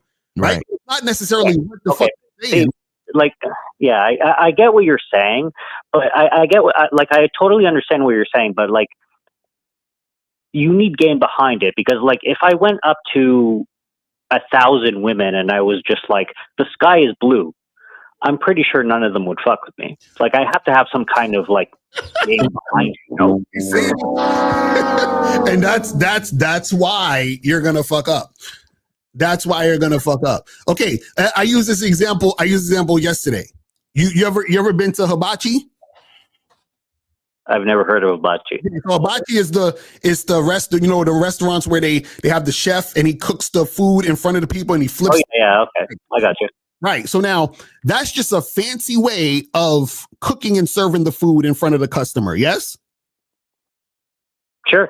Right. So now the reason why the people go there is, yes, because they like the entertainment, but it's still they have to like the food they're about to eat. You see what I'm saying? So if I took somebody to a hibachi restaurant and they're serving, shrimp and Chinese food type of shit, but the person hates that food, it doesn't matter how cool the nigga flipped the shrimp in the air. You understand what I'm saying? They don't like it. They don't like that type of food. Do you see what I'm saying? So you're like, well, they have to say, have something they're saying and doing behind it, because you think the saying and the doing is the thing that makes the woman like you. No, it's not about the saying and doing. It's the man behind it. You see what I'm saying? So the food behind the performance, they have to like, not just the performance. Yeah. Do you see what I'm saying? For sure, I got you. Okay, so Your free call is up, man. Appreciate you, man. Thanks for calling. No problem. I just shout out to Joe Blass. He's a liar. He's still a PUA. I'm not really a PUA, but cheers to you guys. Okay. All right. Cheers, man. Have a great weekend. Take it easy, brother. You too. All right, guys. There was some other callers calling in, so go ahead and call in, guys. With the new system, I don't bother to try to put callers on hold because it just fucks up. So. Exactly. Yeah, it don't even make any sense because all you're gonna hear is music in the background anyway. Yeah, and so just call back. Just call back if we didn't get to you. Call back, guys. Go ahead and call back. And real quick, as we running down the show, we still didn't go to the other three bad things that happened. Right. We'll go through these real quick. So the first one, remember, we had accusing you of grape. Second one was she has an attitude with you. So the third bad thing that'll happen is she's going to be leading. So the fact that she is wearing you down, the fact that you're wearing her down means she's leading. Mm-hmm. Because if you were leading, you wouldn't have to wear her down. You would just find a woman who actually wants to be led by you and fuck with you. You see what I'm saying? And if she's leading you, the reason why that's bad is because, again, you're already wasting time wearing her down, and she's going to lead you to a place where you don't even really want to go in the first place. Right. You know what I'm saying? So that's number 3. Now, the fourth bad thing that'll happen when you wear a woman down is if you get into a relationship with her, she will cheat on you. Now, I'm not saying she might. I'm saying she will. I guarantee you it. You understand what I'm saying? Like this is a guarantee. I guarantee that she's going to cheat on you. And the reason why she's going to cheat on you is because the fact that you had to wear her down is the evidence that you are not her first choice. Behold the ruthlessness of a bitch. So that means her first choice is still out there, which means that she's going to cheat on you when that first choice comes around. Bless that bitch. Because like the story of the guy who asked his woman out 43 times, when that woman meets another guy who will have her, who she thinks is way more attractive than that guy, oh, it's a fucking rap for this nigga. That your bitch is well. The fucking rap. You understand? So that's number 4. And then the last one, the last bad thing that'll happen is she doesn't want to have sex with you in the relationship. And that's the thing that these guys don't understand. The longer it takes you to have sex with a woman is the indicator of how bad she wants to have sex with you. So what does that mean? That means that if you wanted to have sex with a woman the first day you met her, but she said, let's wait and get to know each other, then you had to go on 3 or 4 more dates and then you fucked. That's the indicator that she's settling for you and you had to wear her down. Where's this story at with the 46 times? Oh, I just Googled man asks woman out 43 times and she said yes or some shit. Oh, okay. So I just Googled that. But yeah, that's the thing. So a lot of guys don't realize that when you're out here courting women and being a gentleman and taking it slow and all that stupid shit, then what happens is that you never get to see how sexually attracted the woman is to you because you're purposely holding off on sex, right? Mm-hmm. If you let a woman know you want to have sex and then she declines and says, let's wait, that already right there lets you know everything you need to know. Okay, this chick ain't really that sexually attracted to me. But most guys, they take that as, oh, she's a good girl. Oh, she's the one, she's not like these thoughts out here. And I'm like, nigga, you stupid. You're dumb. I'm telling you, she's not that sexually attracted to you. That's all that means. Facts. Let me see if I can play this short because usually they can't copyright you for shorts, right? I mean, they copyright you for anything, but oh fuck, it's all good. But either way, proposed 43 different times in a 7-year span. I mean this with all respect, but he need to be in jail. If I was president, I would give him the death penalty. Oh, for sure. Like, because you shouldn't be able to get to 10. Like, the fact that you was able to get to 5, like when you got to the 4th time, it should have been legally available for this woman to take a hammer out her back pocket and say, I said no, nigga. Matter of fact, senators, Congress people, I need that. The I said no, nigga bill. Because the hell you asking for it? Because she not going to like you. Because every time y'all get in an argument, she said, I know I told this nigga no 46 different times for a fucking reason. You about to be in the most miserable relationship.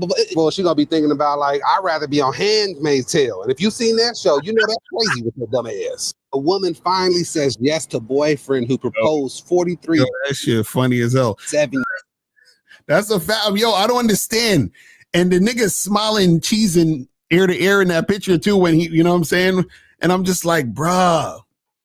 I'm like, this is crazy. Yeah, I can't fuck with y'all. You know what it is? It's the propaganda that these guys fall for when they think that women have to be convinced. Yo, you know what I'm saying? Yo, when are y'all niggas gonna realize that the masculine identity membership and the bad boy membership is a necessity? Exactly. That's what I'm saying. That's what I'm saying. We cannot run out of stories. Mm-hmm. We cannot run out of stories of these males making the worst fucking decisions. Mm-hmm. We cannot run out of stories of simps. We cannot run out of stories of men who don't know their value. Mm-hmm. Don't y'all see that it's either you fucking with us or you're lost? Basically. Yo, get on the bad boy membership today. Exactly. Get on the masculine identity membership today. Do it. Exactly. Trust me, do it. That's the real talk. I'm not even joking. Niggas is out here losing millions of dollars simping. Mm-hmm.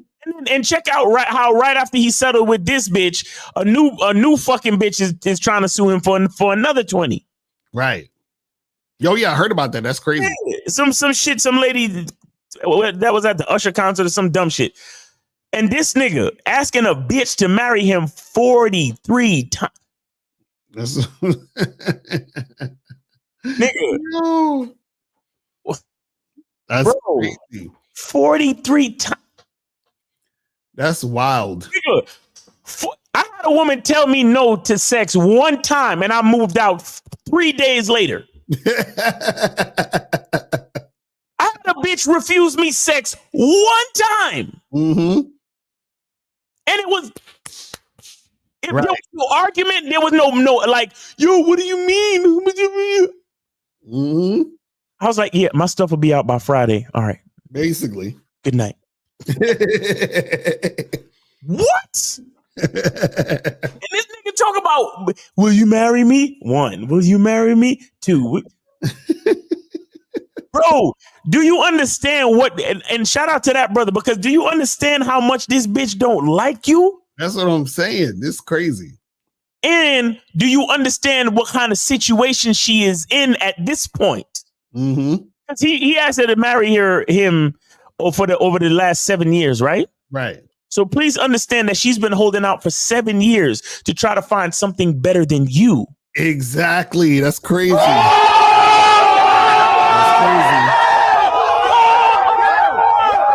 They don't understand this. Yo, what the fuck? Nigga, if y'all don't get on the memberships. Yeah, I would love to hear what happened in, like, specifically because she probably, kept him. Imagine she kept him on a back burner for a long time. She's like, I'm just not ready. I'm just, I just need to be ready. And then finally on the 43rd time, she's like, okay, I'm ready now.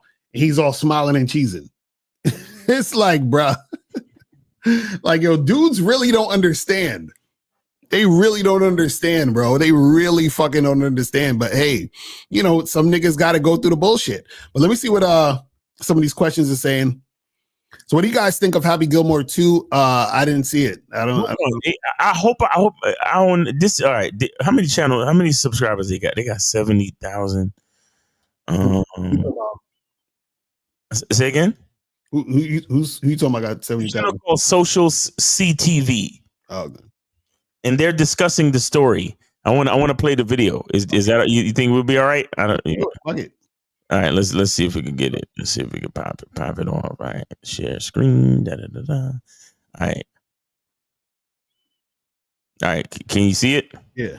All right. Here we go. Great that we have the guys on the panel. Wait, the question is that TV or is that regular shit? I don't know. So I'm saying, I'm like, if that's TV, that could be an issue. You know what I'm saying? But it says watch more from the social here, co-hosted by these people. Yeah, you might be right. Let's stop it. Let's stop. You know how that go. Because if it's like real TV, they'll Yeah, real TV. you know how YouTube is with they bullshit. But yeah, I didn't see Happy Gilmore shit, Says what do if her ex is trying to bury me 6 feet under due to jealousy? Oh my god, y'all niggas be saying the weirdest shit ever. Nigga, I don't know what to tell you, man. You gotta step up your game so you don't get into them type of situations. What's your opinion on women who say they find it attractive when a man continues to pursue her after being rejected? Some people say that a real man does not give up as soon as he gets resistance.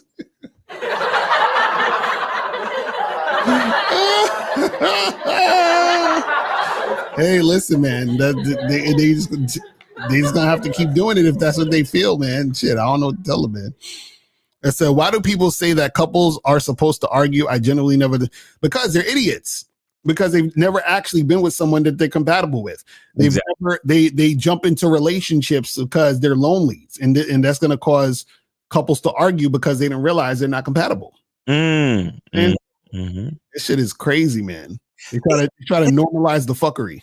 Is there a way to share it, right? But not play the audio, but not play, like, maybe if we could change find a different tab, or I don't know. I'm just saying. No, hold on. All right, now you see, it's both of us here now, right? Maybe you can just play the audio. I don't know. That's what I'm trying to do. So can you hear this? Yeah, I can hear it. Okay, now you can hear it, but you can't see it on our screen, correct? Right. All right, let me just play it. Let me play it real quick. Play that like 1.25 speed. Maybe that'll help too. Yeah. Guys, we really trying to play by the rules here. Like, man, they can still say some shit. That's the crazy part about YouTube nowadays. It's like usually the audio is okay, but we'll see. All right. Panel today, because the question we're starting the show with is persistence an attractive quality in love? Is it? So people look, all of the bitches just said all of the bitches are like this in the audience. Someone said stalker.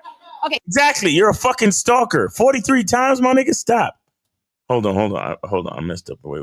I got to get back to the play button. Bam. So People has a story about a man who proposed to his long-term girlfriend 43 times. She finally said yes, I guess at that 43rd time. I don't know what's special about 43 to her, but is this level of persistence good or not in a relationship, Tyrone? I find it to be very weird. I think, like, for me, right away I think about like an espresso martini. It's my favorite drink. So someone offered me that, I'd be like, and I wasn't drinking that. Let's say I wasn't drinking that evening. I said, no, I'm okay. And they offered again. I'll be like, no, I'm good. Thank you. And then the third strike, I'm out. Like, I'm not even worried about you anymore. I feel like something's going on. So 43 times, and also I think it takes the impact out of it. How can it be that special if you've done it 43 times? I hear you. I mean, hold on, last thing. Oh yeah, go for it. I don't know if you guys have seen Baby Reindeer, but it's giving Baby Reindeer. If you ask 43 times, now you're scaring me. Yeah, I hear you. And I think that is important to mention. But I think in this particular case, it sounds like the first time he asked, they'd only been together for a short period of time. Okay. So she's like, no, I don't feel ready. I want to really be fully committed. And then repeatedly, it seems like in this particular case, it became a thing. And I wonder if it became this kind of, how in a relationship early on, there's a bit of a chase, right? There's a bit of a push and pull. I'm not talking about game playing, but there's this kind of like cat and mouse. Exactly. Oh, so it became an inside joke between the two of them. Like our inside joke where you asked me to marry you for the next 7 years. That's horrible, yo. I swear. I hate all of this. Like, oh yeah, relationships are just all this, game playing and struggling, and like, no, nigga, we ain't doing that shit. Fuck out of here. Crazy. And I wonder if this started to just become the thing that she's like, you know what? I want this to be perfect. I'm not saying this is right. I'm just saying in this particular situation, it sounds like he took her to one place and maybe the mood wasn't exactly right. Maybe she wasn't feeling it. And then so he tries again. And so no. Maybe she just wanted a better vacation. I don't know. 42 more times. I just wonder once they get. You see how women can like live in the gray area and justify shit? Exactly. Because they're trying to find ways to make it sound like it makes sense. Yeah. You know what I'm saying? This is terrible. Like she finally did say yes, right? And it's this romantic story that people printed. It's not a romantic story. Wonder now what they're going to do to sustain that kind of an energy. Did right? she finally say yes, or did she say sure, whatever? around the 43rd time. Yeah. No, I could see both sides of it. I'm married now, but me and my wife were together for 10 years before we got married. Before we got married. And I never thought that I would get married. I didn't really care much about the institution of marriage. And she didn't propose to me a bunch of times, but we talked about it many times over the years. And I was And kind she of would initiate that conversation? in my memory, we both did. I'm about to say, careful. Oh, you see, it's simp all over the place. These guys need to be on a membership. Like, but then when we did eventually get married, and it was very good. It was the right time, and so there was persistence there. We were going to be together forever, anyways, and there was persistence there that was nice. But I think something we forgot to say about the 43 times is that it was 43 times in 7 years. Now, a little bit of quick math means that he proposed every 2 months. So the only way that works is if they're both comedians and it's a running bit. That's what I mean. that's what it has to be, an inside joke between the two of them. What I mean, yeah, like a running bit. It's a proposal kink. Oh, I love that. It's almost like a thing, kink. Right? Like, oh, Chase. Oh, it's a proposal kink. She has a fetish for proposals.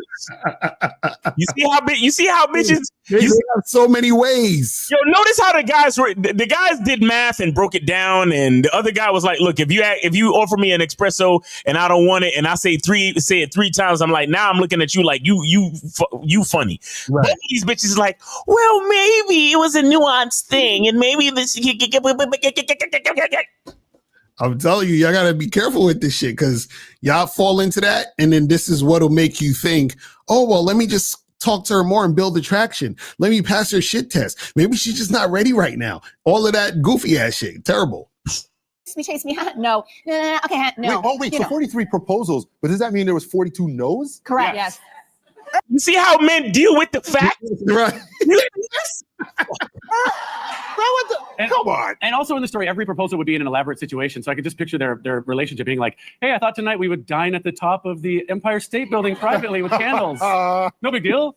Right. You get suspicious after a while. Or she just really loved elaborate date nights. I mean, listen, she was. I think they were going to be together. 7 years is a long time. Yeah. And if he or she were giving weird vibes, one of them would have pieced out a long time ago. I think that this was a little fun, cute thing that they did. What I love about her saying no this many times is, as a woman. Wait. Oh my God. Oh my God. She about to say some bullshit. Like. What I love about her saying no so many times. Oh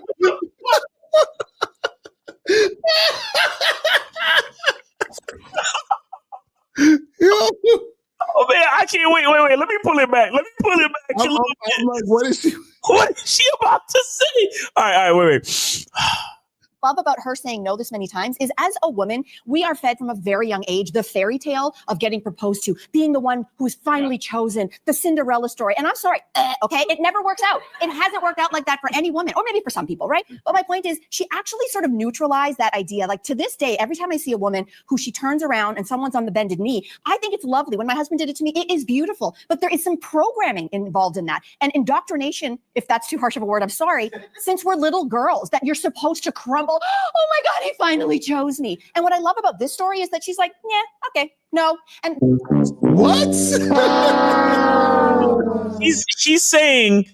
She's basically saying that the fact that she said no 43 times shows that she's using it as a stepping stone of women's empowerment. Right.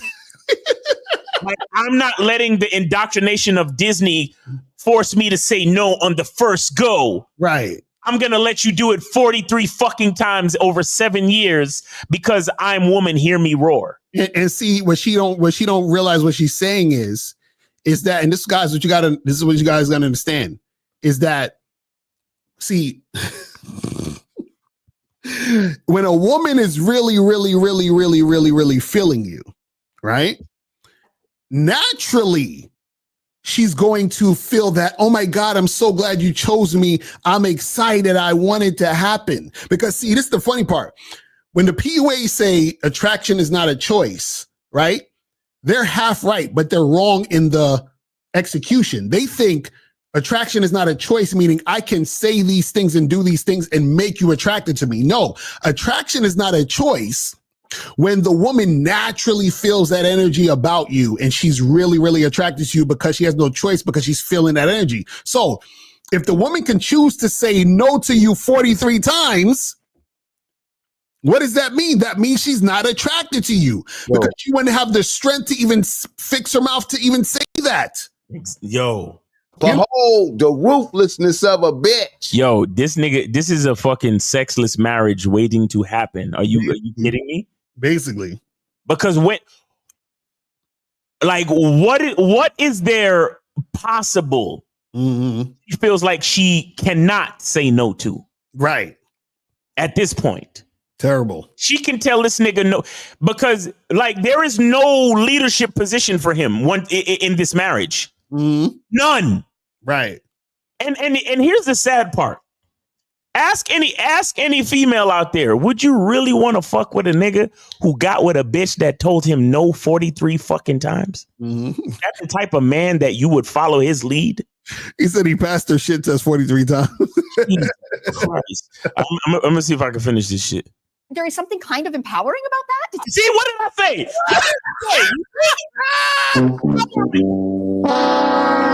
Oh my God. I can't, yo.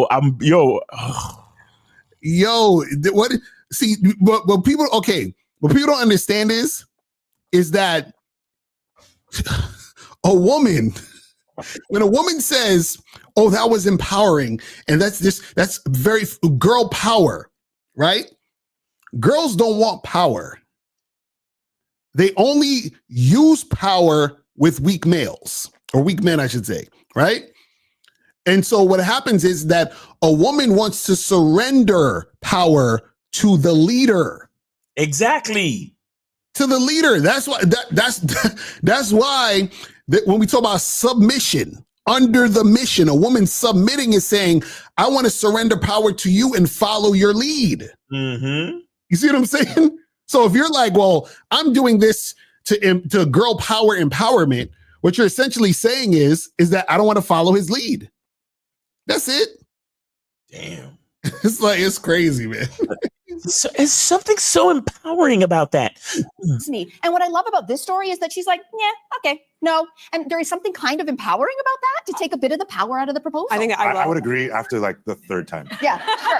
We're talking 43 Three times. times, sure. I'll end by saying this, and I know we need to move on, but for me, I'm still planning it all out in my head. This proposal is coming, and I'm taking it so seriously. You hear that? Like, everyone heard that. No, You just said that on television.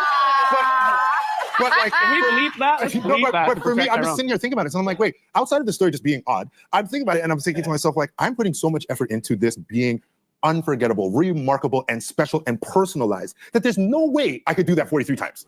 Right, fair. And that's my final take. I like it. What else are we talking about? Yeah. All right, shout out to them. Hopefully they don't try to fuck with us. You know what I'm saying?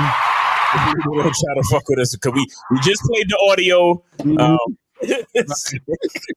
They're like, we don't like what they were saying about women empowerment. These guys are misogynists. You shunned my point about it being empowering.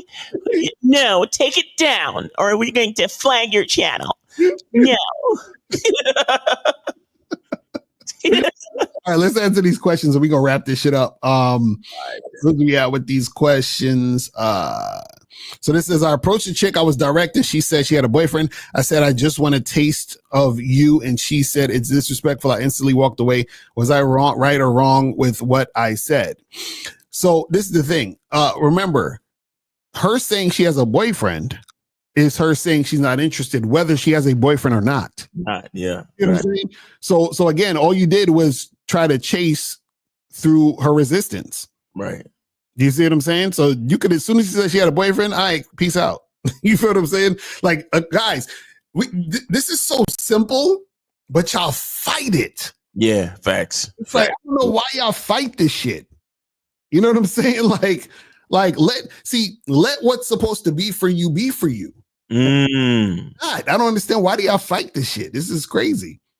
This is crazy. This is wearing a woman down the reason why the average woman thinks she's a 10. Is that where it come from? Well, this is the thing. Well, what happens is that the average chick, or just women in general, and this is why the dating game is hard for a lot of guys, is because men have spoiled women.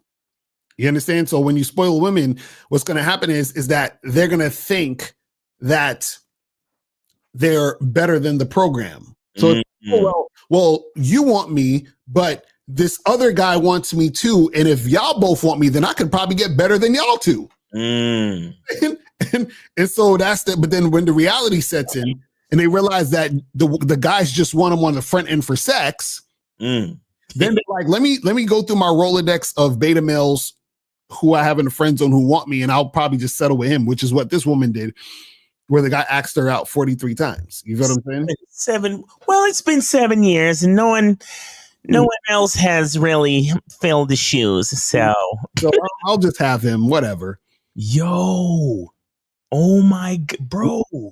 It's crazy. Yo, if somebody knows him, tell him before he get married to come over and get some coaching. Matter of fact, man, I will coach you for free, brother.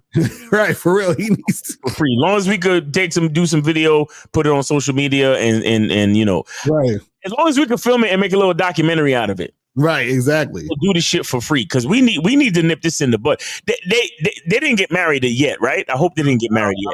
I don't know. Somebody go find this man. He needs to call that wedding off, to be honest. You know? He needs to call that off. Like you know what?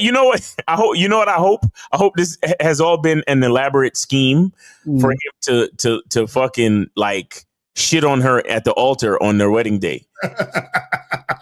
That'll be hilarious. like have 43 people in the wedding stand up and say no in unison. No! Exactly. And then like just walk out. Right. just fucking walk out. Yo, that would be crazy. Oh shit. That's the only thing that would make sense to me. That's funny. Jesus Christ. Like this nigga don't got no friends that could tell him like, bruh. Not one of your homeboys was on time number 26. Not one of your niggas was like, bro. One of your niggas was like, bro. Like or somebody came to him and was like, I have reason to believe that you are suffering from chronic bitch dependency. One of your niggas could have came to you and said, like, not one of your niggas would have came to you and be like, what are you doing talking to a bitch about nothing? Like one of your niggas.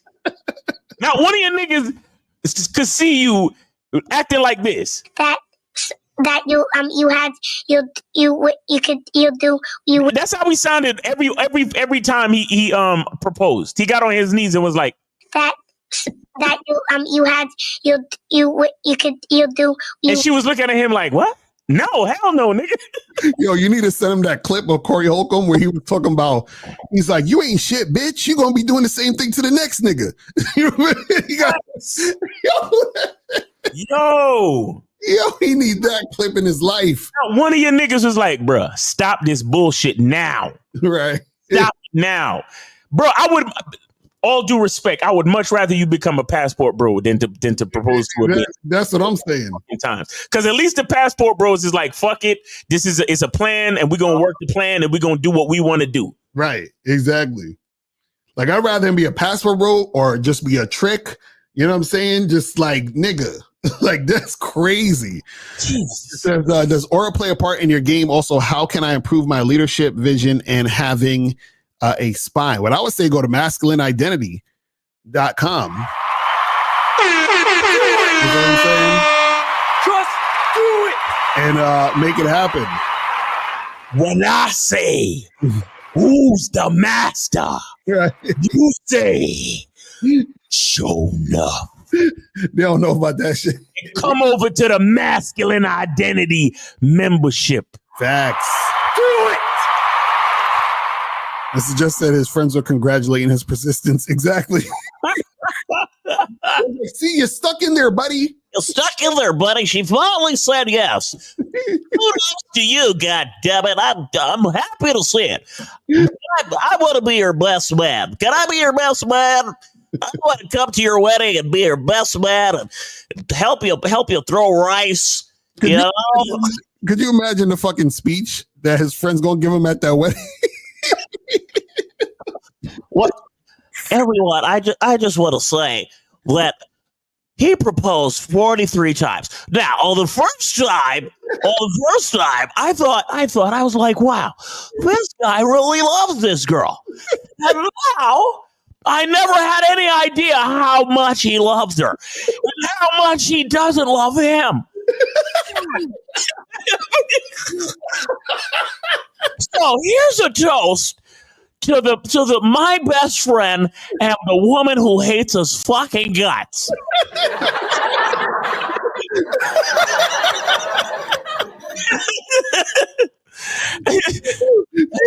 And I was a witness to them signing the papers, so it's over now. Hey buddy, your life's over. All right there, buddy. Raise your glasses, everyone. Come on.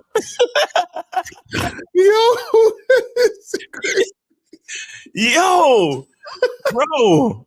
Yo, oh man, I want to come to his wedding for real. Like, I want to be a guest.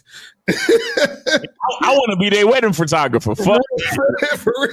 I don't even do weddings no more. I would be their wedding photographer. Yo.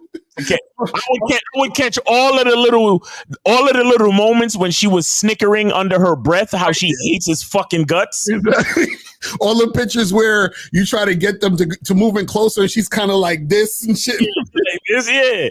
Every time he turned his back and she got that look on her face, like, I hate this nigga. Like, I hate that I had to settle for this bitch ass nigga. No other motherfucker, no other guys came to fuck with me in the last 7 years, and I had to settle for this bitch ass nigga. Right. Lucky 7, lucky 7. God damn. I want to tell about my best friend. He's so persistent. Raise your glasses to persistence, guys. Yeah. This is going to be a great marriage because he never gives up. Exactly. She rolling her eyes and shit. And Justice said all the pictures together, she got her arms folded.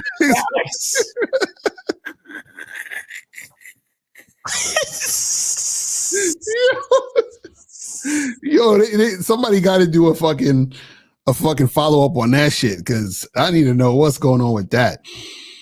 So, Miles, what books do you recommend? What do you recommend to read for personal development and masculine identity? Okay, well, the first book I recommend is this right here. This is the first book I recommend. That's a fact. I agree. The second, it's over there. The second book I recommend is Conversations with God by Neil Donald Walsh. Conversations with God by Neil Donald Walsh. And then the third book I recommend is a journal. Mm-hmm. The journal. You gotta start writing down What's up?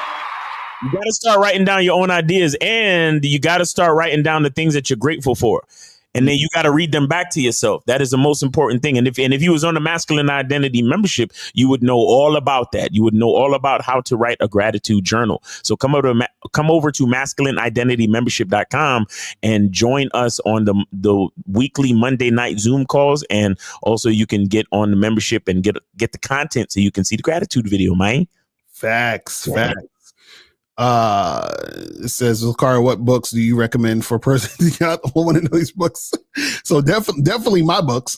You should get those because there's a lot of game in the books. You can get those at Shop Locario. So like How to Have Sex 2 in a Day. Get Looks Don't Matter. That's all going to help you out for the personal development, because in all those books, it is teaching you how to love yourself. You feel what I'm saying? And also I would say check out the book. It's called The Way to Love by Anthony DeMello. That book is fire. You feel what I'm saying? That book is heavy game. So I would, definitely, get you guys to check that out. And also Conversations of God. That's like mandatory. You feel what I'm saying? It says, when a girl's fail to respond, my text /calls, it is always my doing or fault. No, it's just that she's not interested in you. It's no fault. She's just not interested. If she was interested, she'd return the call or text. That's it. Just move on to another girl. If you say you don't care what women think and question callers why they care what they think, how are you able to know that women will smash in restrooms and you can't go from mid to high interest? What? I'm confused. What is he saying? You don't care about what women think and question callers why they care what they think. How are you able to know that women will smash? Oh, I think he's saying, like, how do I have the information if I don't care about what they think? Yeah. Well, the thing is, it's called experience. So experience tells you that if I say this and they follow, that's all that matters. So why would I care about what they're thinking if they're following what I'm saying anyway? Do you understand? That's basically the point. Now, when we tell you guys what women are thinking, that's because our experience with women lets us know what they're thinking and why they're doing what they're doing. So we have the knowledge and we're just giving you guys the knowledge. But we're also saying don't worry about what women think, because you guys worrying about what women think is because y'all are trying to be what they're thinking. Right. You see what I'm saying? So that's the problem. You're trying to, oh, she thinks this. Okay, I'm going to do that. That's your problem. You see what I'm saying? Says, I don't even consider a woman to be bad or beautiful if she isn't feminine and pleasant, if she has a bad attitude or goofy, if it's just a good looking whack chick. Okay, well, that's a statement. But let me see where we at with the question. I think it's the last. I just got that. Alonzo Harris from Training Day. Training Day, right. Right. So it says, Miles, can you explain why dick is a gift? That's the last question, and we out of here. Dick is a gift.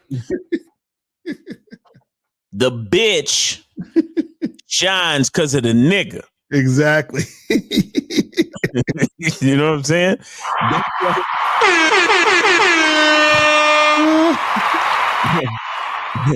That's why dick is a gift. But G-Rad, the thing is, have you ever fucked a bitch? Right. Have you ever fucked a woman? Have you ever fucked a lady? Mm-hmm. Have you ever had sex? If you pay attention, because I know most of you probably just started. Most of you under the sound of my voice, maybe you just started fucking. Maybe sex still is the best feeling in the world to you. Mm-hmm. So you really don't even understand how to step outside of yourself and really see what's going on while you're having sex. Mm-hmm. Right. Well, when you get to that point, when you get to that level where you could do something like that, you'll realize why dick is a gift. Exactly. Like when you see a woman's body responding to every fucking curve and vein in your fucking member, mm-hmm. every stroke, when you change stroke positions, when you change depth, when you go all the way in and just let it pulse. Mm-hmm. And you see the way her body responds and the way she moans and the way she shifts and how wet she get and all the other shit that be going down. Right. I want to show y'all this real quick because I want to show y'all what DMX said about sex though. So he said, yes, sex is cool, but have you ever had garlic bread? You know what I'm saying?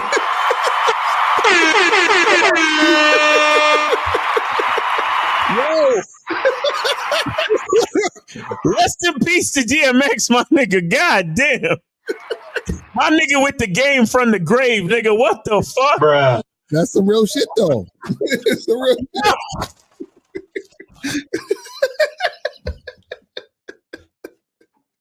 Yo, garlic bread be good in the motherfucker sometime. You know, I can't lie. You know what I'm saying? Like,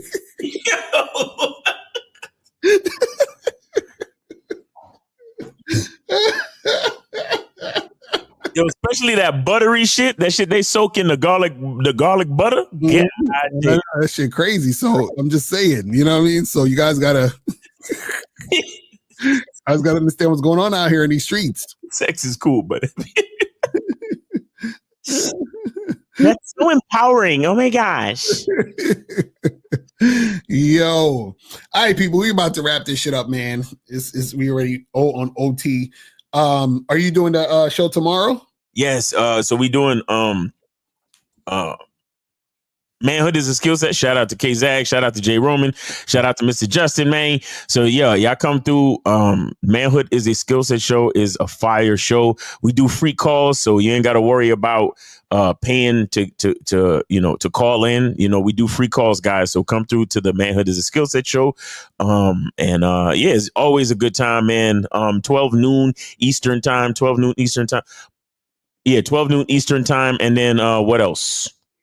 What time you going? What time you doing your show? Live at 5? Yeah, we'll be on at 5. And then also Sunday, Real Game No Theory. 12 noon. Guys, check that out. You feel what I'm saying? It's gonna be fire as usual. You feel me? So yeah, man, that's pretty much it, man. And we appreciate everybody tuning in. Appreciate everybody who called in. Appreciate everybody who sent donations. You feel what I'm saying? So, yeah, we will see you guys again this weekend. You feel? Yes, sir. Yeah, shout out to Charlie Kefir, man, with the support. Facts. We'll talk. Shout out to everybody else who sent donations for the free calls and all that. And guys, when people send the free calls, call in, man. Don't be scared, man. These people trying to help you guys out get that game. You feel me? Yes, sir. Right. So that's pretty much it. We are out of here. And remember, people, the truth is inside you. Peace. We gone. I can take the dick off the table based upon my standard. You aren't going to get hold of this dick if you ain't being the woman I need you to be. You need to realize that you need to cook, clean. You got to understand that you're not the only woman. And if you can accept that, that's fine. That's just the beginning, because you got to work hard for me, because I work hard for me. So that means if you get with me, it's not going to be easy street, because I need to be satisfied, because it ain't no happy wife, happy life bullshit.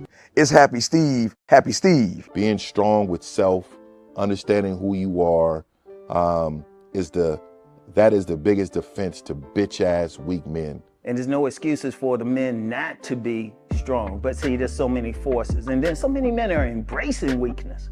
I can't stand weak men. Like I don't like to talk to them. It's hard for me to talk to these losers. I've always been a winner at the winner's table.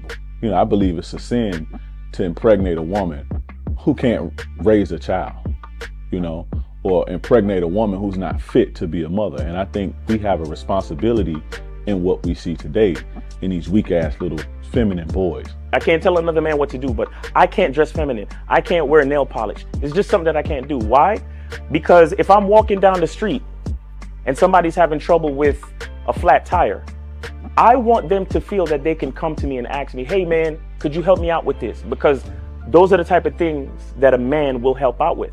So I need to look like a man so they can know where to come for help. Yeah, it is such a thing as toxic masculinity in the minds of bitch ass motherfuckers.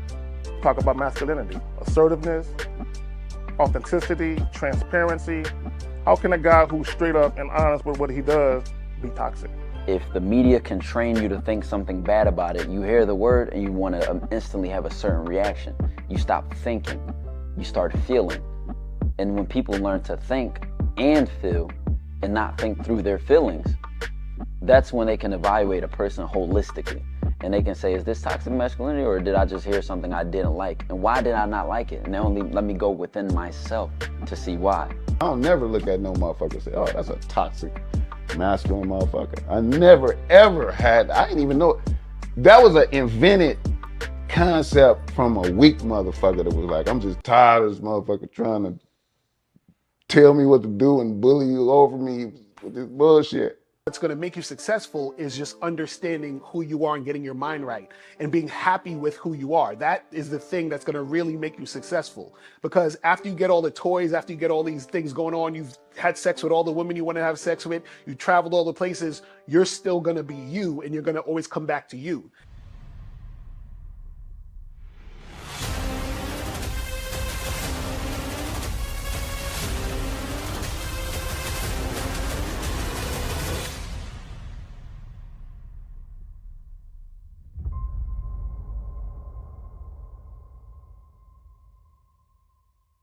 Why do I do this? Why are we even doing this documentary? I want guys to be in the best position possible. There's no way that I'm raising my voice or calling you a bitch ass nigga because I'm trying to hurt your feelings. I'm calling you a bitch ass nigga because you're doing bitch ass nigga shit. And if you continue doing bitch ass nigga shit, you're going to end up in bitch ass nigga situations. You get what I'm saying? So when I call you a bitch ass nigga,